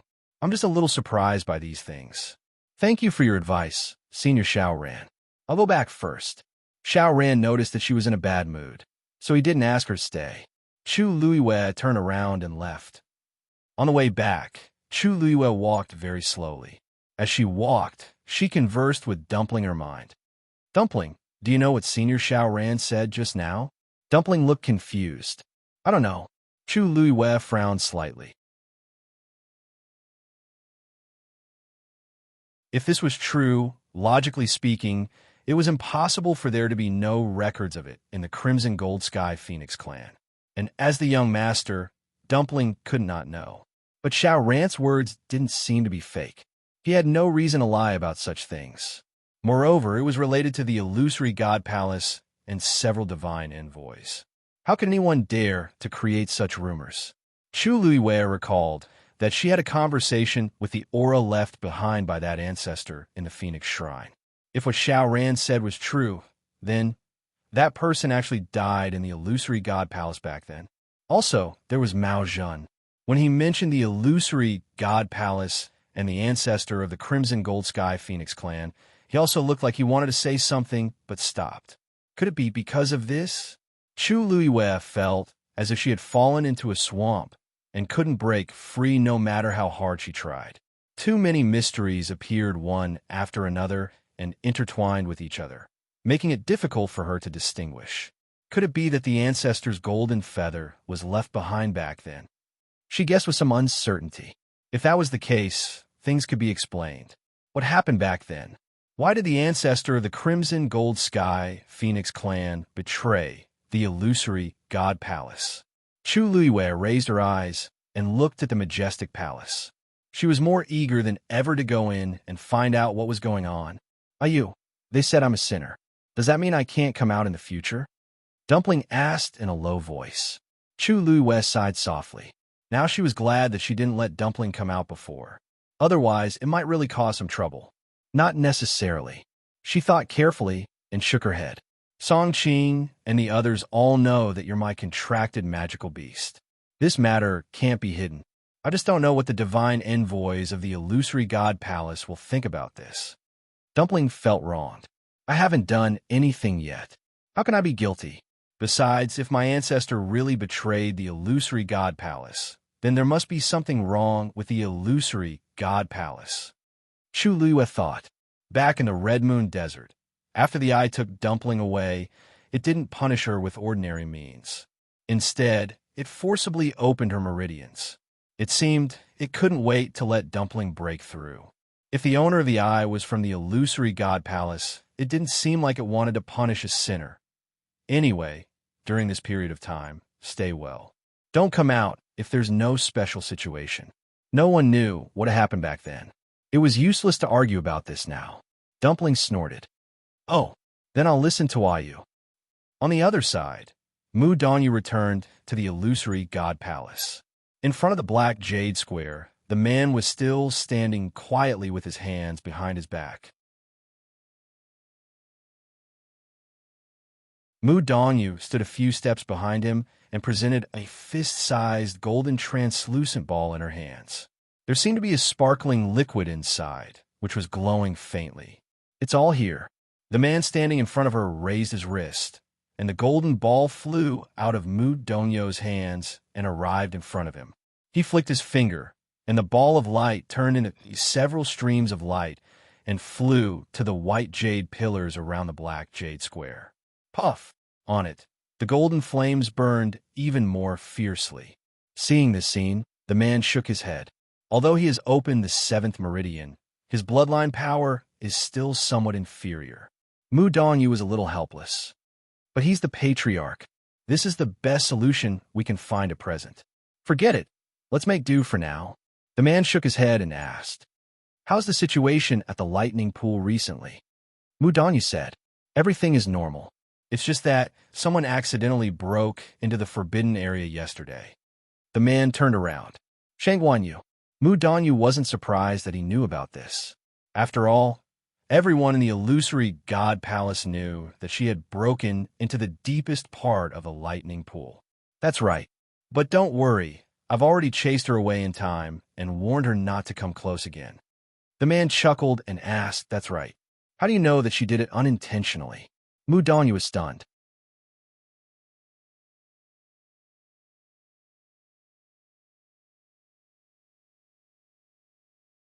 Chapter 2232. This news about the forbidden lightning pool has always been tightly sealed. She just came to the illusion god palace, so she shouldn't know, right? Mu Donyu recalled the girl's sincere expression and felt that there was nothing to doubt. Also, she doesn't have a bloodline totem. She should leave soon. I thought so at first, but now I don't think so. Do you know that the Precious Treasure Pavilion has already invited her to copy Xian formations? The man said lightly. Mu Donyu was shocked. Precious Treasure Pavilion? They actually chose her? Just 2 days ago. Just this point alone is enough for her to stay for a long time. The man paused for a moment and said, "You've already seen her. How do you feel?" Mu Donyu thought for a moment and said honestly, "If she has a bloodline totem, her future will be limitless. Seems like you quite like her. She's indeed very talented." Mu Donyu shook her head regretfully. What's even more valuable is that her divine body came from the god destroying tribulation. Among all the cultivators in the illusion god palace, there are probably not many who can compete with her in terms of divine body. Because of this, she can easily reach the depths of the lightning pool. This kind of talent, this kind of opportunity, all gathered on one person. It's very rare. Now that you mention it, I do want to meet her. The man smiled. After thinking for a moment, he shook his head. But since the Precious Treasure Pavilion wants to protect her, forget it. You can go back. You still need to guard the lightning pool. Got it. Shijing came to the lightning pool. He stood on the shore and looked into the distance. Countless heavenly thunders roamed within, flashing with dazzling light. Shijing opened his eyes slightly and clicked his tongue. Big Brother didn't lie to him. This is really a good place. He took a deep breath and strode forward. Quite a number of people around him noticed him. Of course, it was mainly because his face was too unfamiliar to them. Also, he had a Tuan Xine Z on his waist. Who is this? I've never seen him before. He seems to be new too. The 7th Divine Envoy just let him in. Why does he have a Tuan Xine Z? I heard that they're from Shangguanyu. Why is it her people again? How many people without bloodline totems did she bring in? Hey, don't say that. He had relied on his own abilities to reach this position, so he could be considered to have some ability. Did you see that? She's also a god. So what if she's her eminence? There's still no hope. Plop. Si Jing did not pay attention to those people. With a leap, he directly jumped into the lightning pool. The surrounding heavenly thunder quickly rushed toward him. Mitsui laughed and headed deeper into the cave without hesitation. After a while, he stopped somewhere and looked around before blurting out, Why are there so few Tianlei here? As soon as the words left his mouth, he immediately realized that something was wrong. He had never been here before. How would he know that Tianlei was less crowded than before? Mitsui frowned. Buzz buzz, the hammer at his waist trembled slightly. He lowered his head to take a look at it, then took it off. Then, he came to a reef and stared at it for a long time with a conflicted expression. It can't be. After hesitating for a long time, he finally clenched the hammer in his hand and smashed it at the reef. Bang! The reef shattered. Several bolts of silver heavenly thunder surged out from within. Shijing's eyes widened. Damn, you're tuning in to the Romance Rendezvous YouTube channel. We're so grateful for your support, and don't forget to subscribe to join us on this incredible journey through captivating stories. Your generosity through donations truly makes a world of difference, as it's the primary source of revenue that allows me to expand and enhance this channel for you. Thank you from the bottom of my heart for being a part of this adventure.